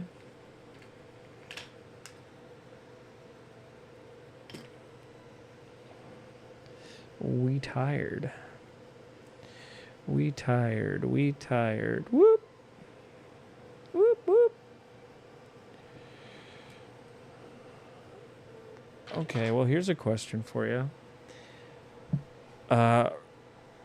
Reward phase. We have 3 experience. We can buy 1, 2. We can get more illusion. We could do 1 illusion and 1 more. A level 3 summon. Or we can get the Power Stone, which lets us... You may change the result of up to X other skill dice you roll disengage. Deploy a companion unit. That's what I want. I want these companions. Because what's cool is the Warden kind of works. Defeat a level using... Oh, you have to use one of your Warden guys. But that's okay. So we could take a summon. Which is kind of cool. Oh, man. Should we just spend the 3 to level up our cooldown? Fuck it. Frickin' fuck it. Nah. And let's take Mesmerize. Too fun. Nah. Right? We're just gonna have big turns and we're gonna burn out. I'm gonna regret that. I'm gonna regret that so hard. How many of these are available? Because maybe that curse is good.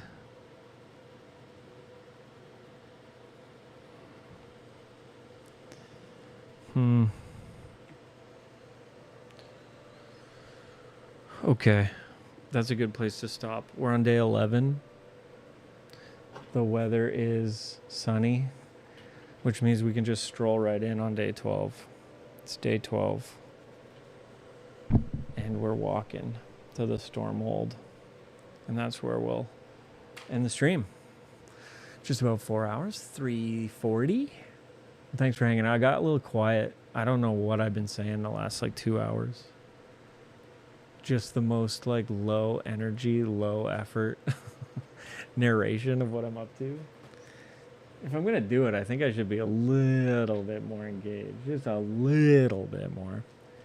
But I gotta be up early. I gotta prep a bunch of gear. Got some interviews in the morning to shoot. Well, have fun, everybody. Thanks for coming around. I'm glad we got this one on camera. On candid camera. Time to turn off the lights, go to sleep. I appreciate that. That makes me feel really good. Howdy, howdy, howdy. How's everybody doing tonight?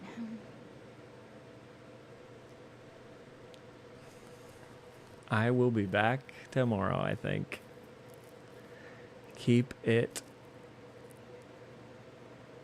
That's actually a really cool icon. How did you get a NASA one? Did you watch one of their like live streams? Because I think sometimes they do. You don't have to actually talk. You've been lurking. It's all good. But I wonder if that was like for watching one of their rocket launches. It was? Yeah, I thought it was really cool when I saw that they will stream those launches.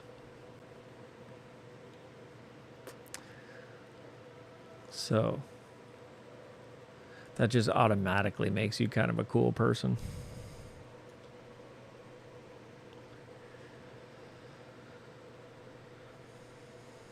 You want to see something funny that I set up right before I go to bed? It's a little loud, but watch this.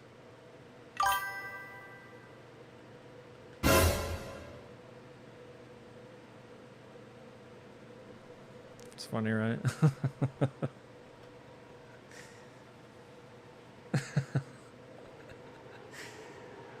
Awesome. Well, hopefully it sounded all right. Appreciate you coming by. And hope to see you again soon.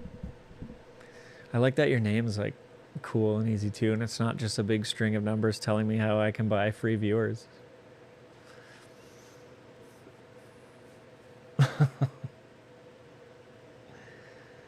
Yeah, take care. I got a sound for that. Alrighty, bye-bye. I don't have a button for turning the stream off though, so this part's always... I have to like say goodbye and it's all nice, and then I have to like dig around for stuff to turn it off. Hopefully the dog will join. The dog's in bed because I'm late tonight, but we've got a nice little dog. Maybe you'll meet them next time. His name's Wilson. His face is on the channel point rewards, which you might have accrued if you've been lurking, so make sure to spend your Wilson wishes.